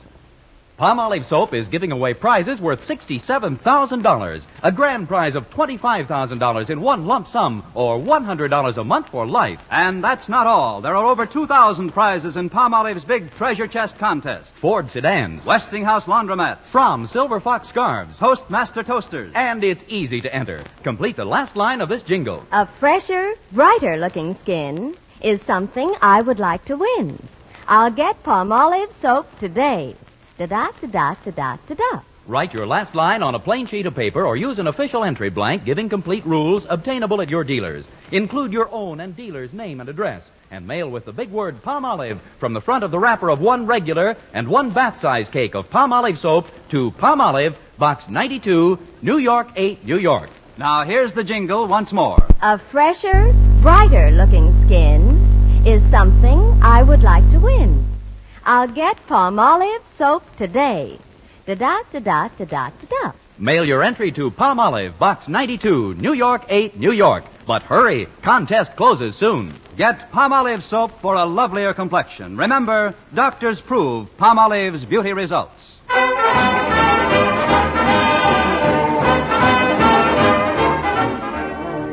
Well, I finally got to Mr. Boynton's apartment house to take him to the football game. He was standing in front of the door holding a big box with a cellophane top, the kind you put an orchid corsage into. I said, "Mr. Boynton, you shouldn't have bought me flowers." His answer was typical of the man. With a modest smile, he hung his head, blushed, and said, I didn't. "Oh, well then what's in that box?" MacDougal. He's a wee one, isn't he? MacDougal's a bullfrog, Miss Brooks. I took him home from the laboratory yesterday. I don't like the sound of his voice. It's kind of raspy. Maybe he's got a man in his throat. Are you taking him with us to the football game? Oh, I'm afraid I'll have to. You see, his neck's pretty sore, and I put a compress on it. Wouldn't want him to scratch it off. He should have had his tonsils out long ago. Maybe his folks couldn't afford it. Well, get in, Mr. Boynton, and put MacDougal in the back. Oh, I'd rather not, Miss Brooks. Let's keep him up here in front, between us. Goody. I've always wanted to go to a football game with a bullfrog. Well, are you all set, Mr. Boynton? All set, Miss Brooks. Then we're off to Clay City. It's a beautiful day for football, isn't it? Oh, yes, it is. Do you like football, Mr. Boynton? Well, frankly, Miss Brooks, I haven't seen many games. Oh, that's a shame. We teachers should set an example in school spirit for the student body. That's why I'm going today. That's one reason, anyway. I beg your pardon? I said I think we should show more interest in school events. Oh, I agree, Miss Brooks. Who's pitching for us today? Well, we tried to get Satchel Paige, but he's tied up. Of course, we have some good backfield men pitching passes. That's what you meant, isn't it? Oh, I guess so. I'm afraid you'll have to explain quite a bit of the rules, Miss Brooks. Oh, you'll get on to it, Mr. Boynton. Meanwhile, we've got 55 miles to travel together. Just you and I. I was hoping you'd feel that way about it. That was MacDougal. Now, quiet, Mac. I want you to rest your throat. Yes, do that, Mac. Now, where was I? You were saying we've got 55 miles to drive together. That's right. Just the three of us. A man, a girl, a bullfrog. Well, we'll have fun anyway. I know a wonderful little restaurant en route where we can stop for lunch. It's called the Blue Goose Cafe. Oh, fine. Look, Miss Brooks, isn't that one of our students pushing that car across the street? Oh, yes, that's Walter Denton. Maybe we can give him a hand. Hello, Walter. Oh, hello, Miss Brooks. How do, Mr. Boynton? Oh, hello, Walter. Something go wrong with your car? Oh, nothing unusual. It just won't go. I think my clutch lining is gone. Oh, well, take a little of mine, Walter. I've got a new batch. Gee, of all times to fizzle out on me. I had my heart set on going to the Clay City football game today. Well, why don't you come along with us? What do you say, Miss Brooks? With us? Well, I'm sure Walter would rather get there under his own power. Maybe we ought to try and get his car started. Oh, it's no use, Miss Brooks. It won't go. I know this car like the back of my hand. And the back of me hand to you. Well, it isn't that you're not welcome to come with us, Walter. I know. Why don't we tow you in your car? Tow me? Well, I don't understand the point of that, Miss Brooks. You wouldn't. I haven't got any tow rope anyway, Miss Brooks. Well, maybe we could push you in your car. You know, bumper to bumper and shove. Then when we got to a nice downgrade, whee! Bye-bye, Walter. Oh, you're kidding me, Miss Brooks. Yeah. I'll sit in the back here. You and Mr. Boynton won't even know we're in the car. All right, Walter, hop in. I wouldn't want you to miss the game. Well, here goes. Off to Clay. Did you say we're in the car? Sure, I've got a date with Harriet Conklin. She's a real football bug. Bug? Don't get excited, Mac. It's just an expression. She'll be waiting in front of her house, Miss Brooks. It's just a mile or two out of your way. Naturally. But we'd better hurry if we want to have some lunch before the game. Hang on. Turn right at this corner, Miss Brooks. You better slow down for it. Look out for that milk wagon. Boy, that was close. Oh, are you still in the car, Walter?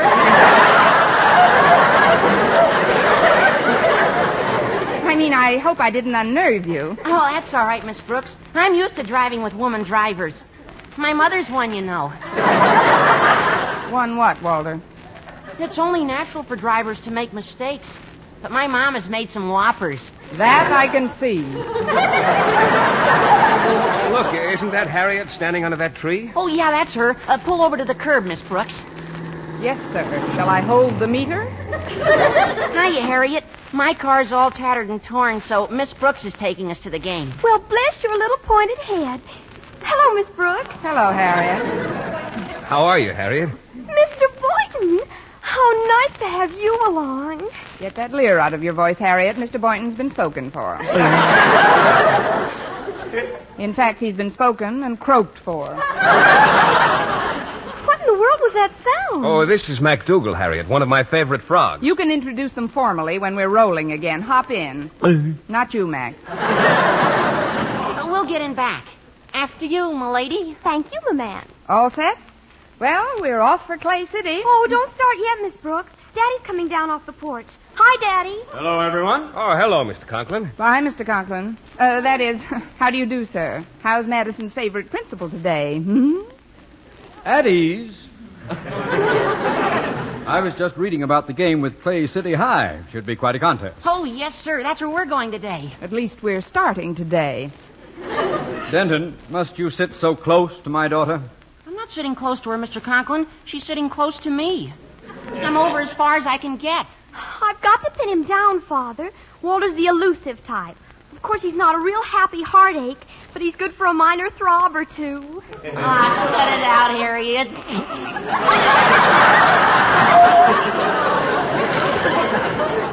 Oh, stop those nonsensical noises.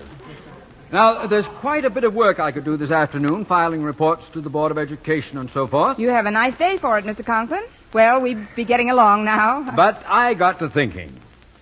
Conklin, I said to myself, or rather, Mr. Conklin, I said, you haven't seen a football game in a month of Sundays. Let's take in this Clay City game. Then you mean you're going along with us?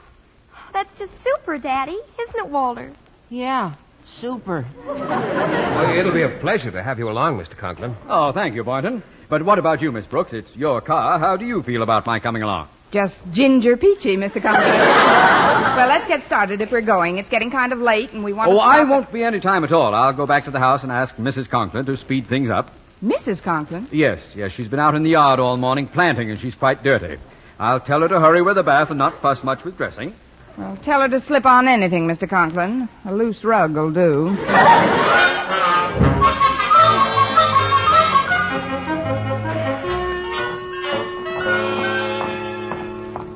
Well, here we are. Sorry to keep you waiting. Hello, Miss Brooks, Mr. Boynton. Hello, Mrs. Conklin. How are you, ma'am? Walter's here, too. Hello, Walter. Hi, Mrs. Conklin. Where do you want to sit? Well, I think that you two should be separated. So, Martha, if you'll just sit between Walter and Harriet, I'll sit up front between Miss Brooks and Mr. Boynton. Fine. Now, if we can only get somebody to sit between MacDougal. I'd better hold him on my lap. There we go, Mac. Pity he doesn't drive. We could change places. Ready? We're all set, Miss Brooks. Do you know the road? Well, not offhand, Mr. Conklin, but I've got some maps in my glove compartment. Well, I'd better get them out then, Miss Brooks. Should be a very simple matter getting to Clay City. Let's see here. Route 68 into 44, then west. No, it's east, I guess it is, on 106. Well, what are you waiting for, Miss Brooks? For the directions, Mr. Conklin. Oh, I'll give you those as we go along. Just start her up. Well, we're on our way, Harriet. Oh, isn't it fun, Walter? Please, children, you're squeezing me. It should happen to both of us.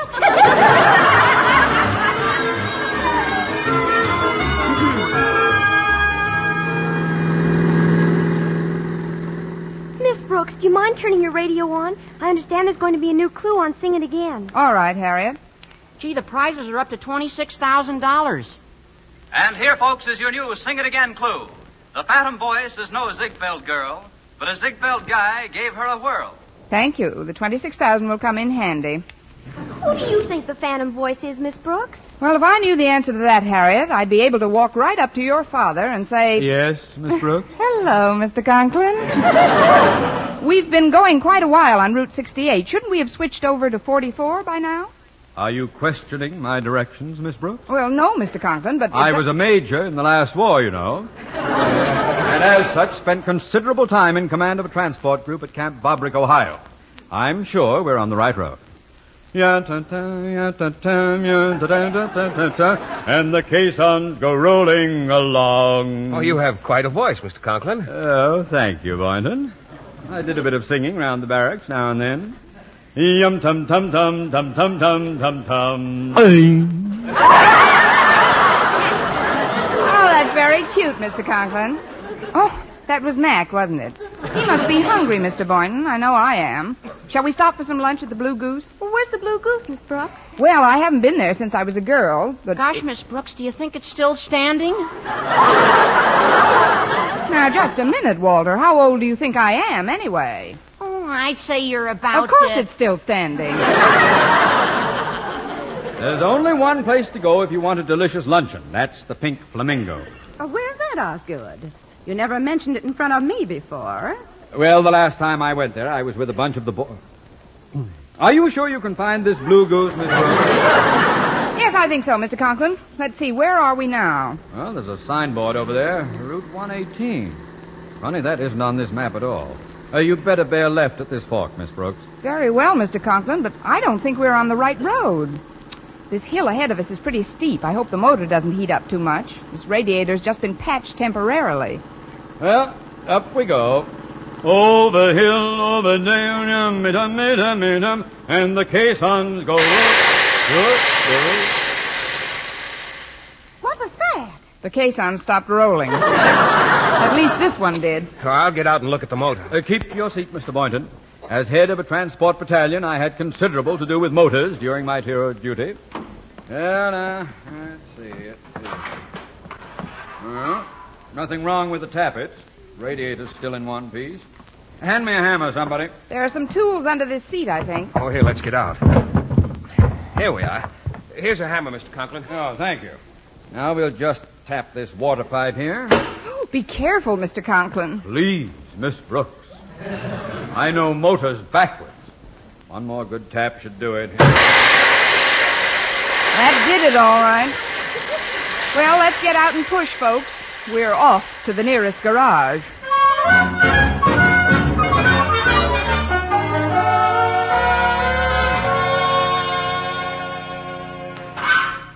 Well, there you are, folks. There you are. Good as new.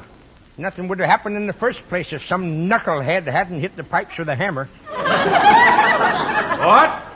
Why, how dare... Why, who do you think... Why, I'll have you know... Who's this huffing and puffing? Oh, please. This is Mr. Knucklehead. I mean, Mr. Conklin. He's my principal. Oh, now calm down, Mr. Conklin. Remember, everything's all right now. We're off to Clay City.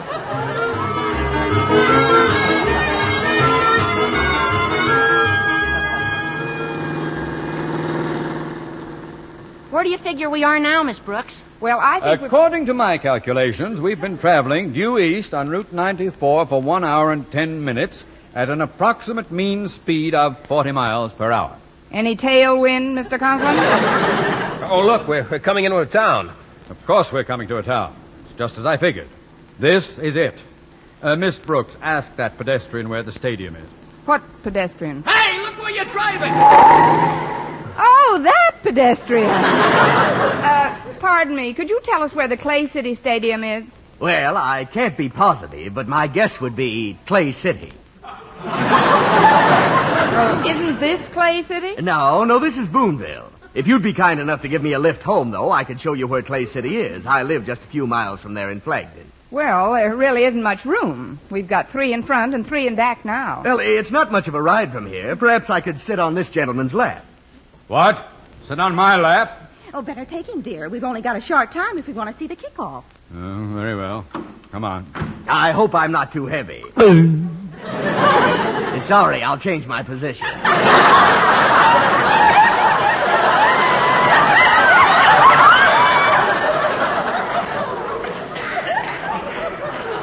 Start the car, Miss Brooks. All right, Mr. Conklin. And this time we're really off to Clay City.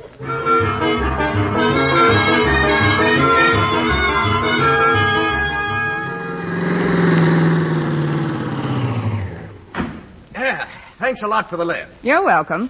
Now, how do we get to Clay City from here? Oh, that's 29 miles back down the road. We passed through it on the way. What? Why, you... Yes, so long, folks. 29 miles back? Why, that... We could have been... He said that it was only... Daddy, remember your blood pressure. Does yours get awful red, don't they? Now, see here, everybody. We've got to organize this expedition. There's been no unity of command, that's the trouble. Everybody's talking at once. Oh. Shut that toad up, Boynton. He's not a toad, Mr. Conklin. McDougal's a frog. A giant bullfrog with tonsils. Quiet, Miss Brooks.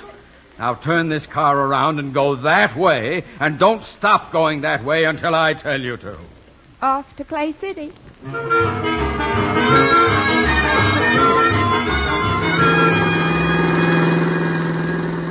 Well, this is Clay City, all right. There's the Clay City National Bank, Clay City Lumberyard.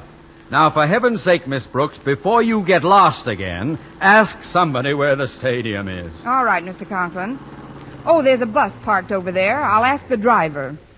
Excuse me, but could you tell me where the Clay City Stadium is? Sure, it's 4 blocks left and 3 right. Oh, thanks a lot. That's the first definite answer I've had all day. Well, I ought to know where the stadium is. I got the Clay City team in this bus. We just beat Madison High 89-0. 89-0? May I ask you one more question? Sure, what is it? Did they put up a good fight?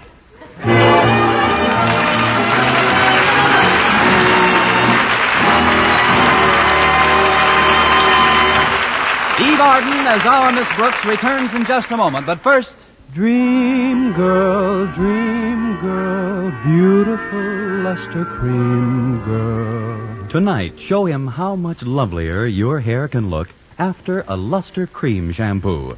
Only Luster Cream brings you Kay Dumout's magic formula blend of secret ingredients plus gentle lanolin.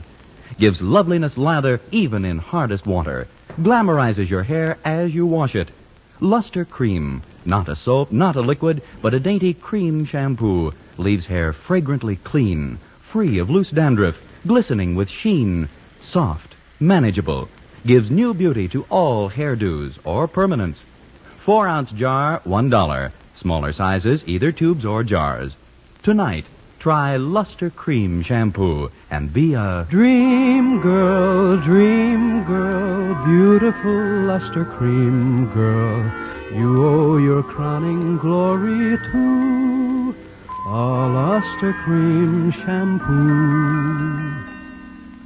And now, once again, here is our Miss Brooks. Well, the trip back from Clay City was uneventful. I dropped Walter and the Conklins at their house instead of on their heads. And though I missed the football game, the rest of my plans worked out pretty well. Mr. Boynton asked me to dinner, and without Mr. Conklin in the car, we had no trouble finding the Blue Goose Cafe. Dinner was delightful. The orchestra was playing softly, and Mr. Boynton turned to me and said, That's my favorite tune, Miss Brooks. Would you care to dance? Sorry, Mr. Boynton, but I promised this one to Mac.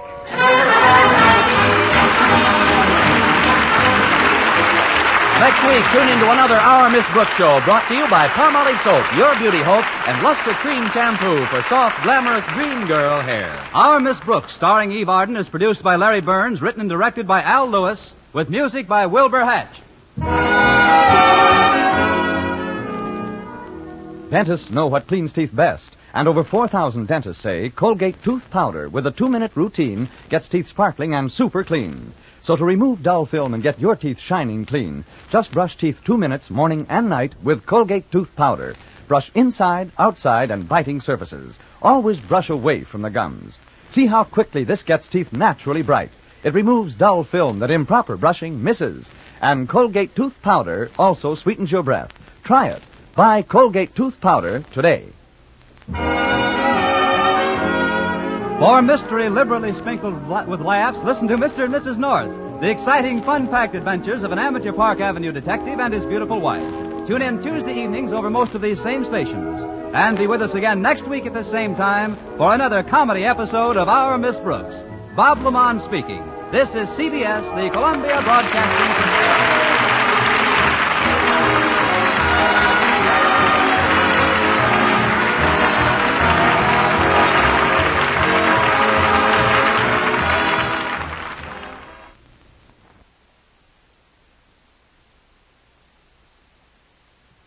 Good they do. I mean in goat's milk. It takes 5 days for it to get good and sour. Sour goat's milk? Here, try a bite off this fork. Don't pay any attention to the smell. Oh, please, Mrs. Davis, no. Well, just one bite. Tell the truth now. Aren't they delicious? I don't want to hurt your feelings, Mrs. Davis, but if I were the goat responsible for this concoction, I would hang myself by my own beard. If you don't mind, I'll have to pass up the pancakes. But, Miss Brooks, it's a crime to throw out these pancakes. What's the crime? Carrying concealed weapons? You've got to have some breakfast. Could I squeeze you a persimmon or two? No, thanks. I'll grab a kumquat on my way to work. Hey, it's funny Walter Denton isn't here yet. He knows I wanted to get to school a little early this morning and meet the new principal. Rather convenient to have one of your pupils drive you around. Yes, my Chevy's still in the shop. I had a little accident Saturday. I ran into a parked car. Oh, that's too bad. I hope you reported it to the police. I didn't have to. They were sitting in the car. Oh, that's good. I'll get it. Oh, Miss Brooks. Come in, Walter. Well, Walter Denton, how you've shot up since I saw you last. You saw me yesterday, Mrs. Davis. My, how time flies. Come on, Walter. I've got to get down early. The new principal takes over today. What's his name, dear? Mr. Conklin, Osgood Conklin. Osgood Conklin?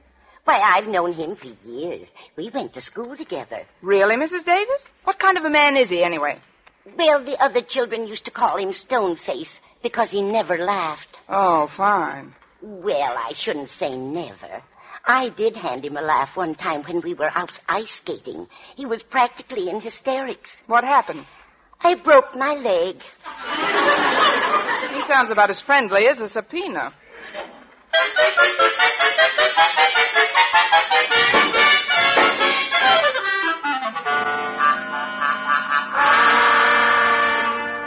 I'll correct any nonsense of this new school, Martha, or my name isn't Osgood Conklin. I've heard all about their lack of principle and discipline, and I won't have it. Do you hear? No one is going to interfere with my making Madison High a well-run school. No one. If anyone gets in my way, I'll crush them. Step on them like so many ants. Squash them. That's nice. Pass the marmalade, dear. And help yourself to some more toast. I hate toast. As I was saying, Martha, I'm sure that the faculty at Madison High is totally incompetent. Oh, please, Osgood, you mustn't let it irk you. Irk? Drink a little water, dear. It'll go away.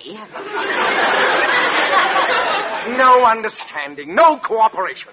Nobody knows what a difficult job I'm faced with. It's awful. Awful. Please, Osgood, can't you talk without barking? Honestly, sometimes I think Prince is the only one who can really understand you. Prince? Don't mention that lazy mutt to me. Look at him over there. CBS presents Our Miss Brooks, starring Eve Arden.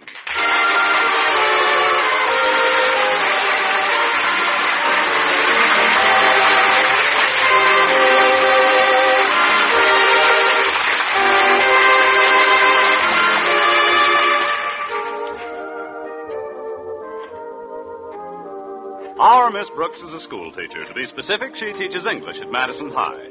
Connie Brooks is pretty enthusiastic about her work, too, in fact, in her own words.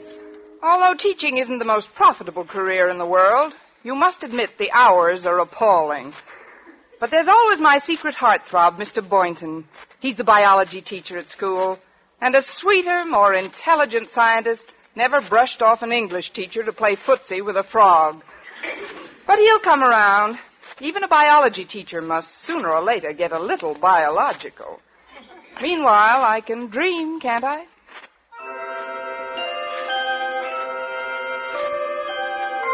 Yes, Connie Brooks can dream. Even now, she's in the middle of the sweetest dream of them all. The one that comes right before 7 a.m. Hold me closer, Mr. Boynton. There. Now kiss me.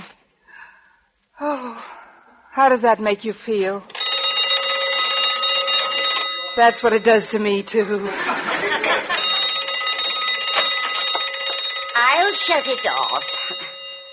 Miss Brooks, you'll be late. Kiss me again, Mr. Boynton. Miss Brooks, you have to go to school. For this, I don't have to go to school. Oh. Good morning. Well, if it isn't my favorite landlady. Oh, good morning, Mrs. Davis. What in the world were you dreaming about? Oh, nothing much. Just the school. I was giving an English lesson. Well, from the way your lips were puckered, I thought you were taking a bugle lesson. Better get up, dear. Today's the day you're supposed to find out about that new job as head of the English department from your new principal. Oh, that's right, Mrs. Davis. For 3 years I've been waiting for that job. 3 years of scrimping and scraping to get along. Now it's all going to be different. With this raise, I'll be able to run down to Miami once in a while, and after I've had the job a while, I might even go abroad. Paris, the Riviera, Biarritz in the spring, the casino at Monte Carlo. Just how much more money does this new job pay, Miss Brooks? $6 a month. Yes. You better watch your step at Monte Carlo. Money goes pretty fast down there. Money goes fast anywhere. I haven't been able to catch any for years. Now hurry and get dressed, dear. I have a lovely surprise for your breakfast. Another one of your surprise recipes, Mrs. Davis? I hope it's not clam fritters again. You'll see, dear. Come along.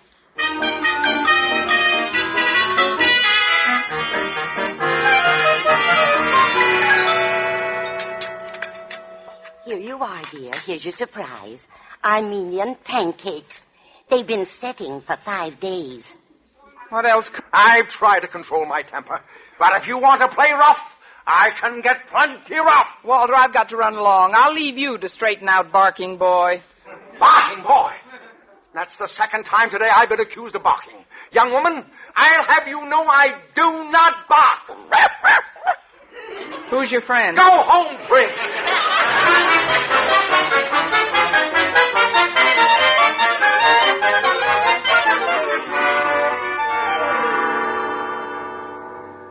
Well, classes haven't started yet. Let me see. Pick up my mail first, and then... Oh, hello, Mr. Boynton. Hello, Miss Brooks. Isn't it a coincidence that we're in the same mailbox? Not an overwhelming coincidence. You see, your last name begins with the same letter mine does. Well, that's a start. You have such a quick mind, Mr. Boynton. Well, it is thorough. Personally, I think you tax it too much. Don't you think you need more recreation, if you know what I mean? Well, carrying on my biology experiments is recreation enough. You don't know what I mean. Of course, I also collect stamps. Oh, that sounds exciting. There's no end to the possibilities. Have you ever tried your hand at beadwork? Well, no, I don't believe I have. Is it fun? Fun? Why, it makes you just tingle all over. We must string a few together sometime. Mm-hmm. And basket weaving can be thrilling, too. Oh, really? Yes, if we're both in the same basket. Well, so much for the world of sports. Miss Brooks, if you don't mind my changing the subject, are you going to be busy tonight? Busy? Me? Mr. Boynton, I couldn't be unbusier. Well, I'd like to come over after dinner. That is, if we can be alone. Alone? We'll be absolutely isolated. I hope you don't think I'm too forward, Mr. Boynton, but I've anticipated this moment for quite a while. Remember the day about 5 years ago when I first came to Madison High, rounded a turn in the corridor, and bumped smack into you? Oh, yes. I was teaching chemistry then. You put quite a dent in my Bunsen burner. Yeah. Well, you know, that was the day I first suspected that we'd be more to each other than just fellow faculty members. And when were your suspicions confirmed, Miss Brooks? On our very next date, when you took me to lunch, 2 years later. Gad, you were a fast worker. I don't blame you for kidding me, Miss Brooks. I guess I'm not much of a whirlwind romantically. Then most scientific people aren't. You see, the study of evolution alone tends to slow down any of the mere intemperate reflexes. Mm-hmm. You must realize that a tremendous period of time was involved before the single cell divided itself in the sea and adapted itself to the land and the air. Mm-hmm. Countless centuries passed before lower forms of life assumed their new shapes, and generations before the mammal family produced the ape family, and before the ape family produced the human family. What have you been waiting for me to do? Slip back a notch? Well, what time do you think you'll be able to come over tonight, Mr. Boynton? Mr. Boynton, Miss Brooks, let us not tarry. Your new principal, Mr. Conklin, is due at any moment. Oh, we'll be sorry to see you go. Dead to the world. Well, it's getting late. Now, where's my hat? Confound it, where's my hat? Please, dear, don't bark. I'm not barking, Martha. Once and for all, I don't bark.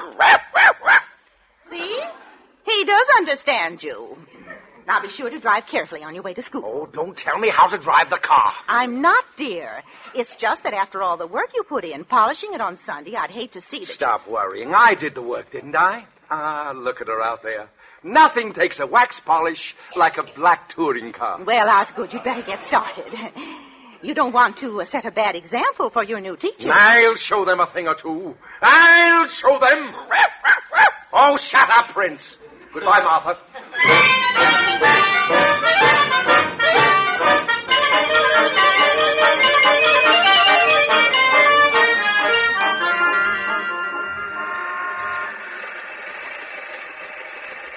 Before we get to school, Miss Brooks, there's something I'd like to talk to you about. It's a girl. Naturally. Who is it this time, Walter? Well, she's the baker's daughter, Penelope Miller. When I kissed her for the first time the other night, I knew she was different. But, Walter, you've kissed a lot of girls. What's so different about Penelope Miller? She tastes like caraway seeds. Oh, grand. She's probably built like a pumpernickel. Now, look, Walter, I've got a lot on my mind today, what with trying to make a good impression on the new principal. Well, all I want you to do is help me write her a letter, Miss Brooks. You see, she doesn't think that I'm mental enough. I can't understand it. And I figured, well, you being an English teacher as well as a woman, well, you'd know how to make her think I was brainy. You know, intelligent. I hate to trade on just my sheer animal magnetism. You know what I mean? Well, you are a little beastly in spots, Walter. Don't blame yourself. Penelope just doesn't appreciate yet that a man is a thing to be treasured. When will she appreciate it? When she gets to be my age. Oh, I couldn't wait that long, Miss Brooks. What? Oh, I'm sorry, Miss Brooks. I guess I'm not very mental at that, but you will help me out, won't you? I'll come over to Mrs. Davis's tonight and we'll write a letter together. What do you say? Well, I don't know, Walter. Walter, look out! That car! What car? That big black touring car! Big black touring car?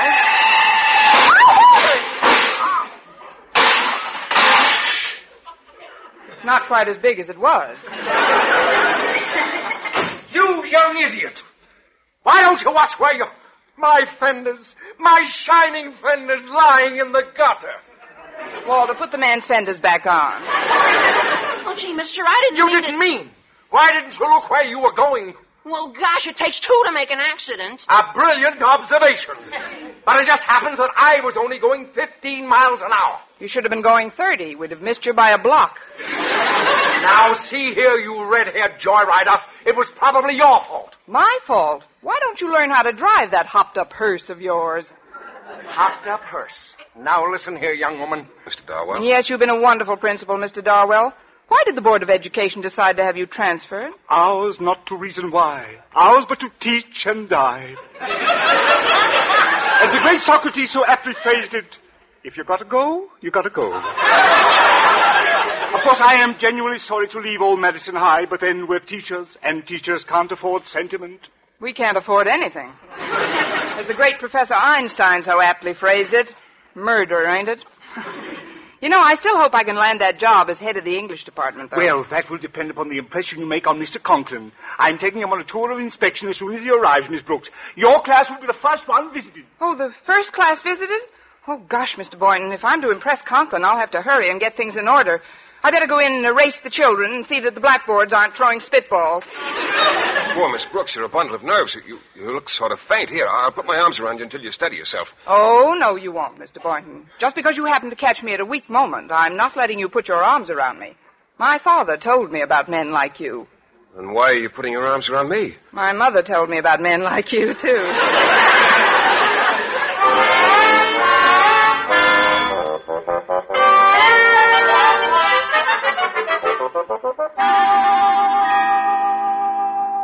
All right now, class. Please let me have your attention. As many of you know, our new principal, Mr. Osgood Conklin, takes over his duties today.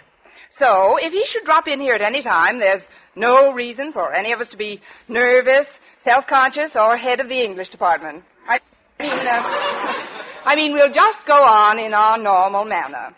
Now, to take up where we left off yesterday... Pardon me, Miss Brooks, but Mr. Conklin and I just happened to be passing by. Oh, why, come right in, Mr. Darwell. This way, Mr. Conklin. Thank you. Mr. Conklin, this is our Miss Brooks. How do you do, Miss Brooks? Glad to make your... Wait a minute. Oh, thanks, Mr. Conklin. Glad to make your acquaint a minute, too. Oh? You two have met? We sort of ran into each other this morning. Yeah, well, this is the young lady in the accident I told you about. Well, Mr. Conklin, I have an idea. Why don't we skip English and drop in on the... Now that I know just who Miss Brooks is, I'm particularly interested in watching her conduct her class. Go right on, Miss Brooks. Well, all right, Mr. Conklin. Now, class, I'm going to read some lines to you, which I'd like you to... I'd like you to... well, I want you to tell me whom... No, who? I'd like the name of the author of the following stuff. Friends, Romans, countrymen, lend me your ears. I come to bury Conklin, not to praise him. That is to bury Caesar. Hand, please? No hands? You've all got them, you know.